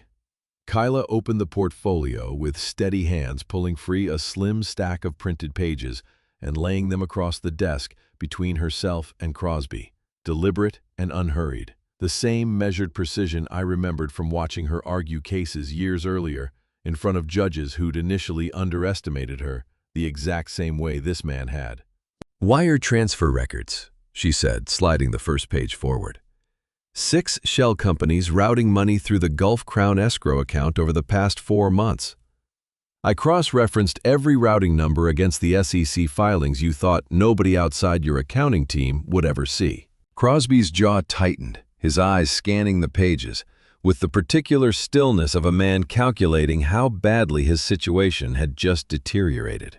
"Where did you get access to that?" he said, voice flat, calculation already running visibly behind his eyes. "You gave me access," K.i.l.l said. "The week after the wedding, when you needed someone to review closing documents you were too busy to read carefully yourself. You handed a lawyer full system credentials and assumed I'd only ever use them the way you wanted me to." She pulled a second document free, this one thinner, a single printed page. "This is a recorded call log from your office landline. 3 calls to a number registered to Gerald Benton's holding company, all placed within an hour of our wedding reception ending. I imagine investigators will find that timeline interesting." She kept going, methodical and precise, laying out a paper trail she'd clearly spent weeks constructing in silence, right under the nose of a man who had convinced himself she was too frightened to do anything but comply. Property transfer applications filed with forged notary signatures, insurance policy documentation dated suspiciously close to their wedding date, a screenshot of a text message thread between Crosby and an unnamed contact discussing weather forecasts for the following Friday's boat outing that had never actually been scheduled to happen. A fabricated alibi built weeks in advance of a crime he hadn't yet committed. The rain hammered harder against the windows now, thunder rolling close enough to rattle the heavy glass in its frame, and Crosby's composure finally broke entirely, the practiced charm collapsing into something raw and dangerous right before both our eyes. "You stupid, ungrateful girl," he said, his voice rising for the first time since I'd known him. "Do you have any idea what you've just done? Do you understand what happens to people who cross men like Gerald Benton?" He moved fast, then faster than his easy, controlled demeanor had ever suggested he could, lunging across the desk toward the documents still spread between them, his hand closing around empty air where the papers had been a half-second earlier. K.i.l.l stepped back sharply, clutching the portfolio to her chest, and I closed the distance between us before conscious thought had fully caught up with instinct, placing my body between my daughter and the man reaching for her. Crosby's hand caught my shoulder instead, shoving hard enough to send me stumbling back against the heavy desk papers scattering across the floor in the chaos. Wire transfer records and forged deeds sliding across polished hardwood like leaves caught in a sudden gust. Pain flared bright through my hip where I'd caught the desk's corner, the particular ache of a 70-year-old body absorbing an impact it hadn't been built to withstand gracefully anymore. A sharp reminder that whatever courage I still carried my bones had not aged alongside my resolve. "Dad!" K.i.l.'s voice cracked with genuine terror now, all pretense gone, and she moved instinctively toward me before catching herself, remembering the documents still clutched against her chest, the evidence more important in this moment than either one of our immediate safety. I pushed myself upright, breathing hard, one hand braced against the desk for support, watching Crosby advance on us both with the desperate, cornered energy of a man who had just watched his entire, carefully constructed empire begin collapsing in real time. Whatever calm calculation had guided him through 3 weeks of threats and surveillance had abandoned him completely, replaced by something far more dangerous. A predator finally backed into a corner with nothing left to lose and everything still to protect. "Give me those documents," he said, advancing another step, rainwater and desperation both radiating off him now in equal measure. "Or I promise you both this storm is going to explain a great many unfortunate accidents by morning. Nobody investigates a hurricane, Samson. Nobody ever has." I positioned myself fully between Crosby and my daughter, planting my feet the way I'd planted them against 100 dangerous currents, refusing to yield an inch of ground, despite the throbbing pain in my hip and the very real fear coiling tight in my chest. Behind me I could hear K.i.l.'s ragged breathing, could sense her backing carefully toward the study's far wall, putting distance between herself and Crosby while still keeping that portfolio pressed tight against her body. "You'll have to go through me first," I said, and meant every word of it, completely. 40 years of reading Dangerous Water finally distilled down to this single, unmovable point in a rain-lashed room I'd never once expected to find myself standing in. Crosby's eyes darted between us, calculating angles, weighing whether an aging river pilot standing his ground actually posed the physical threat his instincts were suddenly warning him about. Thunder cracked directly overhead, close enough to rattle the windows in their frames, and somewhere beneath that violent sound, I thought I heard something else entirely. A door opening somewhere down the hallway behind us. Footsteps moving fast against marble. The study door burst open, and Robert filled the frame soaked through from the storm outside, water pooling instantly at his feet on the polished marble. His radio still crackling faintly with Brock's furious voice, demanding backup somewhere out on that compromised pier. His eyes swept the room fast, taking in the scattered documents, my hand braced against the desk. K.i.l. pressed against the far wall, clutching that portfolio like a shield. And something in his expression shifted the moment he understood exactly what he was walking into. "Sir," Robert said to Crosby, his voice carrying none of its usual flat authority now, something uncertain running underneath it instead. "What's happening in here?" "Restrain him," Crosby snapped, jabbing a finger toward me, his composure fracturing further with every passing second. "And get those documents away from her. Now, that's a direct order." Robert didn't move. He stood in that doorway a long moment, rain dripping steadily off his jacket onto the marble floor, looking between Crosby's wild, desperate expression and my own steady one. And I watched him run the same calculation he'd run 3 weeks earlier at that gate, and again tonight on the storm-lashed pier. Whatever loyalty Crosby's paycheck had purchased, it had never included watching an old man get forcibly restrained in front of his own terrified daughter. And something about seeing it laid out plain in front of him seemed to finally settle a question he'd been carrying unresolved for weeks. "I didn't sign up for this," Robert said quietly, more to himself than to either of us, and stepped fully into the room, positioning his body between Crosby and the rest of us rather than beside him. Crosby's face contorted with fury I hadn't seen from him even during his most threatening moments on that hidden microphone. "You work for me," he said, voice rising sharp and cracked. "I pay your salary. I pay for everything you have, everything your family has." "Not for this," Robert said, and there was something almost sad in the way he said it. A man finally drawing a line he should have drawn weeks earlier, his hand drifting toward the radio at his belt rather than toward me. My daughter's about the same age as yours, Mr. Sellers. I've got my limits, same as anybody. Crosby lunged past him anyway, driven past whatever rational calculation remained by pure, desperate momentum, reaching for K.i.l.l directly this time. I moved without thinking, stepping into his path, and his shoulder caught mine hard enough to send us both stumbling into the heavy bookshelf lining the study's far wall. Books and framed photographs crashing down around us in a chaos of splintering glass and scattered paper. I felt the impact through every joint in my 70-year-old body, sharp and immediate. But I kept my grip locked on his forearm, refusing to let go, refusing to let him reach my daughter, no matter what it cost me physically. He was younger, stronger, and desperate in a way that made him dangerous beyond his actual size. But 40 years, hauling heavy line and fighting stubborn current, had left more strength in my hands than his tailored suits and boardroom confidence had ever needed to develop in his own. "Now, Wayne!"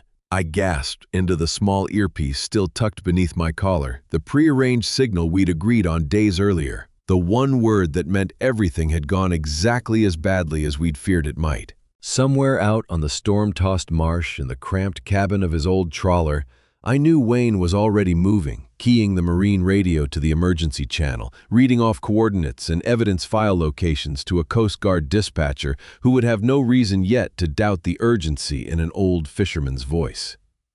We had prepared this moment for 3 days, recording everything the hidden microphone had captured, packaging it with K.i.l.l's financial documents into an evidence file already sitting in the inbox of a federal prosecutor Wayne's old contacts had vouched for, ready to release the instant confirmation came back that we'd made it safely off that property. Crosby wrenched free of my grip, breathing hard, blood trickling from a shallow cut above his eyebrow where he'd struck the bookshelf's edge.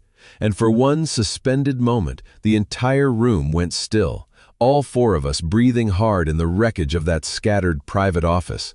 Thunder rolling low and constant outside the tall windows, rain still lashing sideways against the glass. "It's over, Crosby," I said, my own breath ragged, my hips screaming with every shift of weight. "The evidence is already moving. You can't outrun a signal you don't even know exists." His eyes darted toward the window, toward the storm, toward whatever escape route his desperate mind was still trying to calculate. And somewhere beneath the wind and rain, faint but growing steadily louder, I thought I heard the distant, unmistakable rhythm of helicopter blades cutting through the storm. K.i.l.l heard it too, I could tell from the way her shoulders finally dropped a fraction. 3 weeks of held tension beginning at last to release. Robert heard it as well, and something in his posture shifted. The last of his loyalty to Crosby Sellers apparently dissolving entirely in the face of approaching sirens neither one of us had needed to summon. Twice. He stepped further into the room, positioning himself now not as a guard protecting his employer, but as something closer to a witness, ensuring nothing worse happened before help arrived. "Sir," Robert said quietly to Crosby, his voice carrying an odd note of finality now, "I think you should sit down and wait." Crosby didn't sit. He stood frozen in the wreckage of his own study, blood still trickling from that shallow cut above his eyebrow, staring at the three of us like a man only now beginning to understand that every advantage he'd spent months constructing had just evaporated in the space of a single storm-lashed hour. The helicopter's floodlight swept across the tall study windows, first a brilliant white beam cutting through the storm, and throwing every scattered document, every broken picture frame into sharp relief. Crosby flinched at the sudden light, like a man who'd forgotten until that exact moment that consequences could still find him regardless of how carefully he'd planned around them.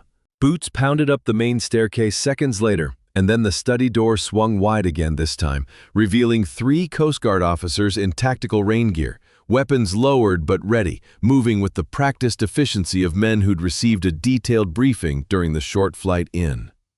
Behind them, 2 more officers fanned out into the hallway, checking adjoining rooms with quick professional glances. "Crosby Sellers," the lead officer asked, though his tone made clear he already knew the answer. Crosby said nothing. His earlier arrogance completely drained away, replaced by the hollow, calculating stillness of a man searching for an exit that no longer existed. His eyes flicked once more toward the window, toward the storm, toward whatever fantasy of escape his mind was still desperately constructing, before settling into the flat, defeated resignation of a man who finally understood the math no longer worked in his favor. Robert stepped back from the doorway without being asked, hands raised slightly, making his own position in this unfolding scene unmistakably clear to the officers now filling the room. "We have a signed affidavit from Wayne Ford regarding recorded evidence of money laundering, extortion, and conspiracy to commit murder," the officer continued, pulling a pair of handcuffs from his belt. "Along with financial documentation provided by K.i.l.l. sellers. You're going to want to come with us, sir." I watched them turn Crosby around, watched the cuffs click shut around wrists that had signed away my family's land in the same casual motion he'd used to threaten my life, and felt something loosen in my chest that had been wound tight since the moment my daughter pressed that torn place card into my pocket weeks earlier. "Where's Gerald Benton?" I asked, my voice rougher than I intended, still catching my breath from the struggle, my hip aching with every word. "Second team's got him," the officer said. "Tried to leave through the boathouse when the first helicopter came in low over the property. Didn't get far in this weather, not with that marsh flooding the way it does during a storm like this one." K.i.l.l. crossed the room, then documents still clutched against her chest, and wrapped her arms around me before I could fully process that the danger had actually passed. I held her the way I'd held her on that dance floor weeks earlier, except this time there was nothing performed about it, nothing hidden beneath a rehearsed smile for watching cameras. She was shaking again, but it was a different kind of shaking now. Relief finally breaking through weeks of carefully maintained composure. Tears mixing freely with rainwater still dripping from both our clothes. "I'm sorry," she whispered against my shoulder. "I should have told you everything from the very beginning. I thought I was protecting you by keeping you out of it." "You did exactly right," I told her, meaning it completely. My hand smoothing over her hair the way I used to when she was small enough to carry to bed after falling asleep on the boat. "You survived, and you built a case strong enough to bury him, and you did it without ever letting him see you break. There's no version of this where you owe me an apology, K.i.l.l. Not one single version." She pulled back just enough to look at me properly. Mascara streaked down her cheeks, and for the first time in 3 weeks I saw my actual daughter looking back at me, not the careful performance she'd been forced to maintain, but the fierce, brilliant woman I'd raised, finally free to feel everything she'd been holding in check. Outside, through the rain-streaked windows, I could see more lights sweeping across the grounds, additional officers moving methodical patterns across the storm-lashed property, securing the estate that had spent months masquerading as a legitimate business empire. Somewhere out past the dock, I knew Wayne was likely already motoring in from the marsh, unable to stay away once the Coast Guard confirmed the operation had gone successfully. An officer approached to take my statement, and I gave it plainly every detail I could recall: the note passed on a dance floor, the bruised wrist, the voice through a hidden microphone confessing to crimes that stretched from money laundering to attempted murder. He wrote steadily, occasionally asking me to repeat a date or clarify a name, and I found myself grateful for the tedious, methodical nature of it. The same kind of patient documentation that had gotten us through this entire ordeal in the first place. Robert gave his own statement near, by cooperative and precise, and I heard him mention twice that he'd refused a direct order rather than harm an innocent family. Words that would matter considerably when this whole affair eventually reached a courtroom. K.i.l.l. stayed close beside me through all of it, her hand finding mine the way it used to when she was small enough to need help crossing an unfamiliar dock. And for the first time in 3 long weeks, I let myself believe the worst of this nightmare had finally completely passed. Outside, the storm was already beginning to weaken, the worst of its fury spent, rain settling into a steadier, calmer rhythm against the windows of a house that would soon belong to federal investigators rather than a man who had built an empire on other people's silence. They released us both a little past midnight, once the initial statements had been recorded and the scene photographed thoroughly enough to satisfy the investigating team. The storm had weakened to a steady, gentler rain by then, the kind of soft aftermath weather that always follows a hurricane's worst fury, and K.i.l.l. and I walked out through that grand front entrance together for what I understood with quiet certainty would be the very last time either of us set foot in that house. Wayne was waiting for us at the bottom of the drive, his old truck idling behind the line of official vehicles, having motored in from the marsh the moment the Coast Guard confirmed the operation was secure. He climbed out when he saw us, rain still misting down around his shoulders, and for a long moment none of us said anything at all. Three people simply standing together in that gentler aftermath, rain letting the reality of survival settle slowly into muscles that had spent 3 days braced for something far worse. "Figured you two could use a ride," Wayne finally said, his gruff voice thick with something he wasn't quite willing to name out loud, his eyes doing a quick, careful inventory of both of us for any injury he might need to address before anything else. K.i.l.l. crossed the gravel and hugged him without hesitation, this near stranger who'd spent 38 years as nothing more than a name mentioned occasionally at family dinners, now suddenly essential to the fact that she was standing there breathing it all. Wayne looked startled for a moment, then patted her back awkwardly, the particular discomfort of a solitary man unused to being thanked for anything, his weathered face working hard to hide whatever emotion was threatening to surface. "Your daddy talks about you more than he'd ever admit," Wayne said, gruffly releasing her. "Especially over the last 3 weeks." We drove back toward the marsh in near silence, windshield wipers keeping steady time against the last of the rain, K.i.l.l. sitting between us on the truck's bench seat the way she used to sit as a little girl on trips to my grandfather's camp house, the old dashboard lights glowing soft and familiar in the dark cab. Somewhere past the Bell Chase Tunnel, she finally spoke. "I kept thinking about that lure," she said quietly, her voice barely audible over the truck's old engine. "The one Kai brought back. I hadn't thought about tying those in years, and then suddenly there it was, sitting in a toolbox, and I knew exactly what it meant before I even opened the compartment." "Your grandfather taught us both those knots on that same porch," I said. "Some things stay tied tight enough to hold even after everything else comes apart." She rested her head against my shoulder then, the way she used to fall asleep on long drives home from fishing trips when she was small. And I let her rest there the remaining miles, grateful beyond words for the simple, ordinary weight of my daughter, breathing steady beside me on that dark, quiet road. We reached Wayne's dock a little before 2 in the morning, headlights sweeping across water gone calm and glassy now that the storm had finally spent itself entirely.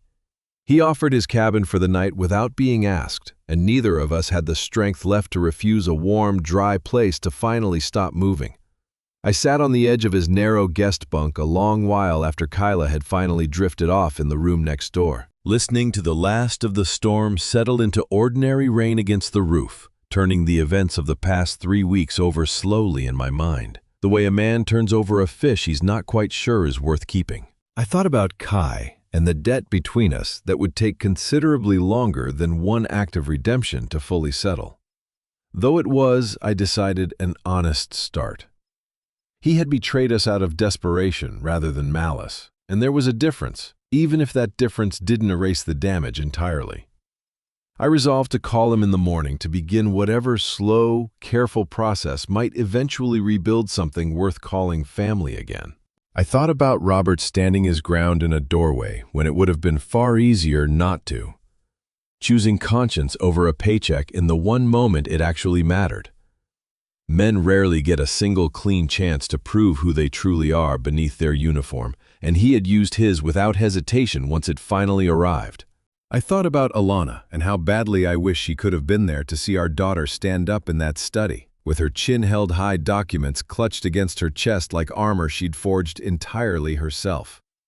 She would have been fiercely, loudly proud the way she'd always been proud of K.i.l.l., and I found myself speaking quietly to an empty room, telling my late wife everything that had happened the way I still sometimes did on nights when the weight of things needed somewhere honest to land. 6 months would pass before the last of it played out in a federal courtroom, before Crosby Sellers and Gerald Benton finally faced the full weight of what they'd built and what they'd tried so carefully to destroy.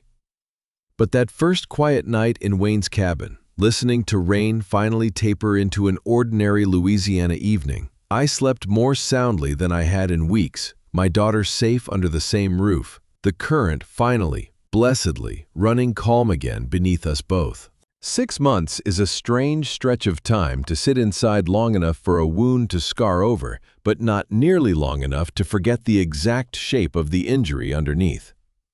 By the time federal prosecutors finally called the case to trial, I had grown accustomed to a new rhythm of ordinary life, one that included daily phone calls with K.i.l.l, Sunday dinners with Wayne, and slow, careful conversations with Kai that were gradually, cautiously rebuilding something worth calling family again.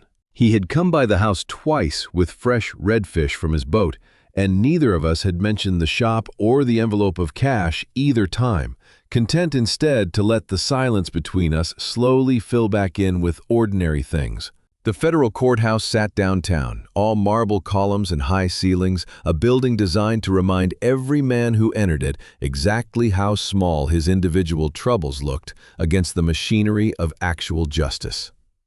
I sat in the gallery each day beside K.i.l.l, watching prosecutors lay out piece by methodical piece the exact case she had helped assemble under threat of her own life. Mount Zion's congregation sent flowers to her apartment the week the trial began, and Miss Odetta herself showed up unannounced one morning with a covered dish, and no explanation needed for either of us. The evidence spoke plainly once it finally had a proper stage to speak from. Wire transfer records connected Gulf Crown Development to 6 shell companies registered across 3 continents. Recorded testimony from the hidden microphone, authenticated and cleared for use after weeks of forensic review, played through the courtroom speakers in Crosby's own cold, precise voice, laying out an insurance scheme built entirely around my daughter's staged death. Robert took the stand on the trial's 4th day, testifying calmly and completely about the direct order he'd refused, about a conscience that had finally outweighed a paycheck at exactly the moment it mattered most. Crosby's lawyers tried every angle available to them, painting him as a legitimate businessman caught in circumstances beyond his understanding, a man manipulated by a more dangerous partner in Gerald Benton. The jury did not buy it, not after hearing his own recorded voice discussing my daughter's death with the same casual precision he'd once used to discuss ribbon-cutting logistics. Gerald Benton fared no better. Federal investigators had spent 6 months tracing his network backward through a dozen states, uncovering a laundering operation that stretched far beyond one Louisiana waterfront project, ensnaring officials and businessmen from 3 different jurisdictions who had unwittingly or willingly allowed his money to move through their books. The eventual verdict against both men ran to multiple consecutive life sentences on charges spanning conspiracy, extortion, wire fraud, and attempted murder. K.i.l.l testified on the final day of the prosecution's case, standing straight and steady at that witness stand, the way she'd once stood on a rain-lashed dock, refusing to hand over the evidence she'd risked everything to gather. She described the isolation, the surveillance, the careful daily performance of a happy marriage maintained under constant threat. Her voice never once wavering, even as several jurors visibly struggled to maintain their own composure. She spoke about the note passed on a dance floor, about the moment she decided quietly to start building a case rather than simply waiting to be rescued, about choosing to trust that her father would find a way through even when every door in that house had been built specifically to keep him out. I watched my daughter tell 12 strangers exactly what those 4 months of marriage had actually cost her.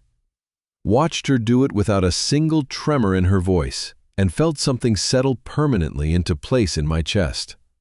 A father's pride too large for any single word to properly hold.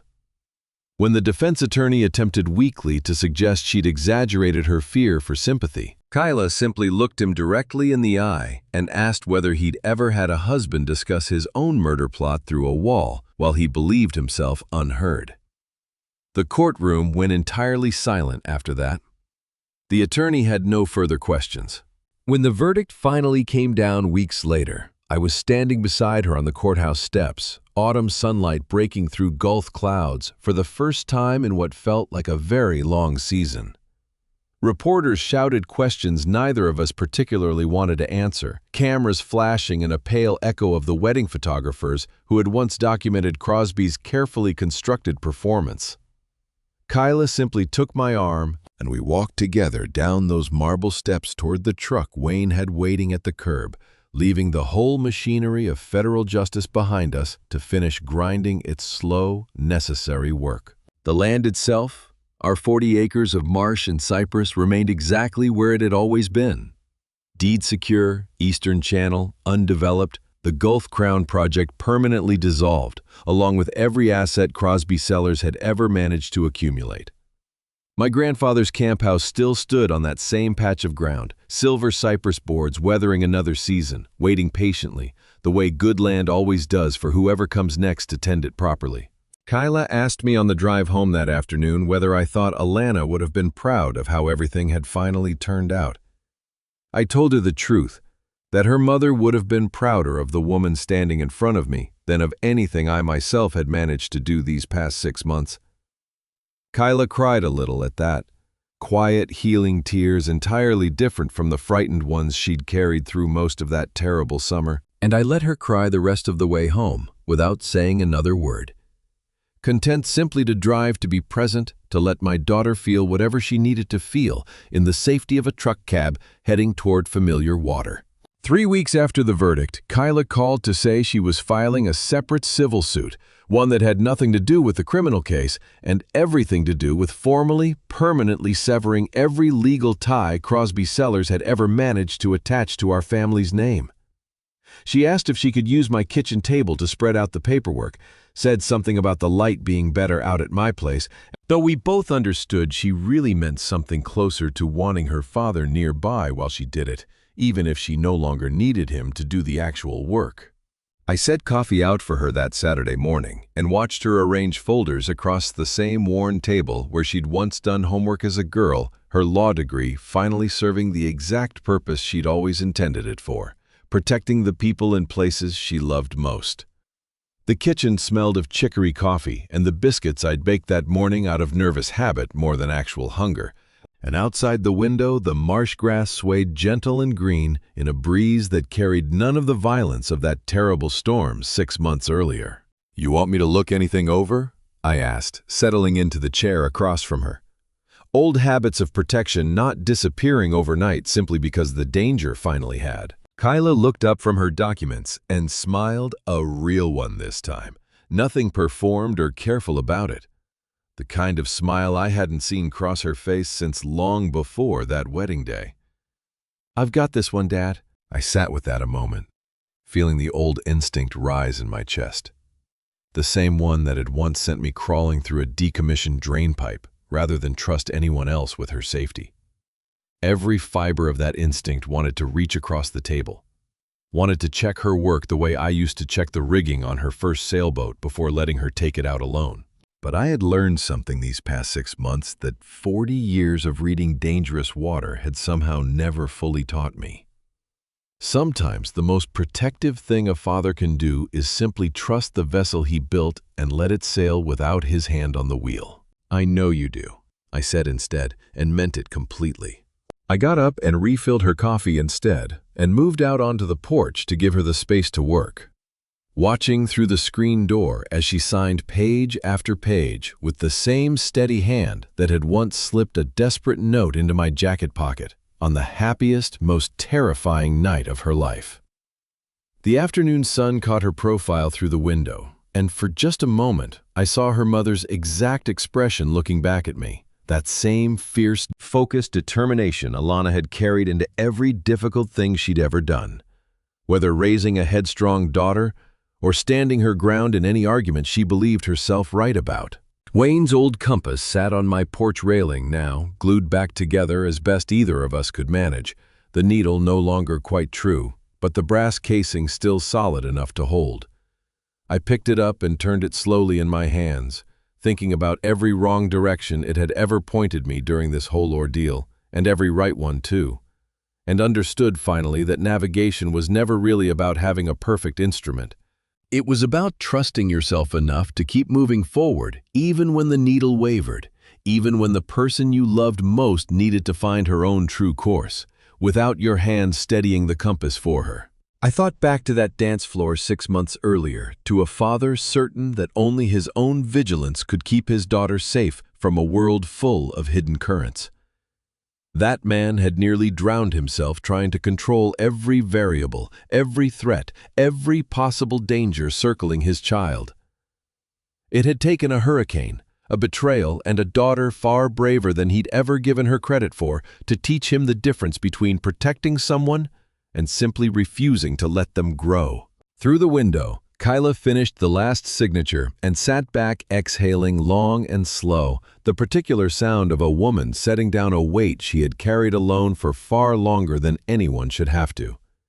She looked up, caught my eye through the glass, and held up the completed stack of documents with something like triumph written plain across her face.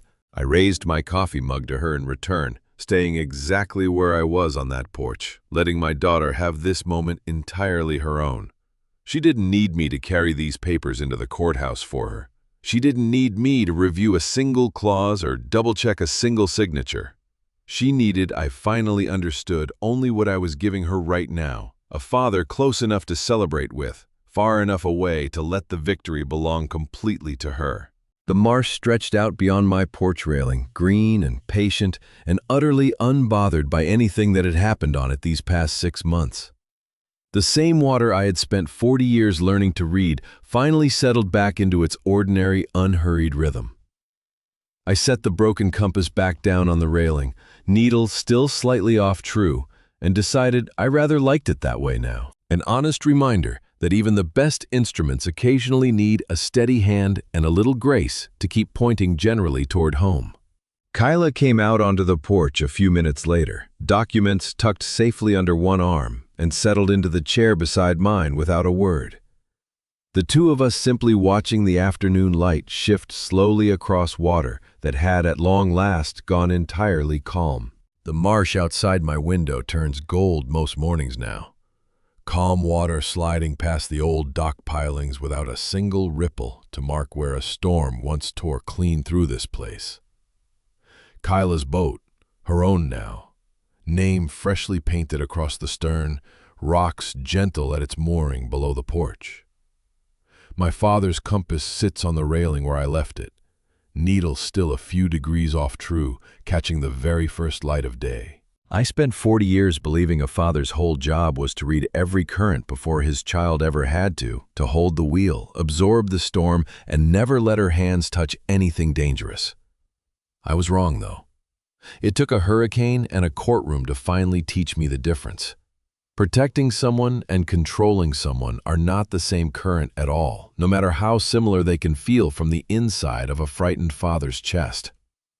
Sometimes the deepest love isn't the hand that steers. It's the hand that finally lets go, trusting the person you raised to find her own true course, even through water you can no longer see the bottom of, even when every old instinct screams at you to grab the wheel back. We lost so much that summer, and found more than we ever expected to find in the wreckage of it. Fear gave way to fury. Fury gave way to purpose, and purpose slowly gave way to a peace neither one of us had known in years. I thank God every single morning for a daughter braver than I ever gave her credit for, and for a friend who answered a phone call he had no reason to answer. God carried us through water neither one of us could have crossed alone, and I trust God to carry whoever's listening tonight through whatever storm they're standing in right now, whatever current still feels too dangerous to release. If you were in my place, would you have loosened your grip or held on tighter?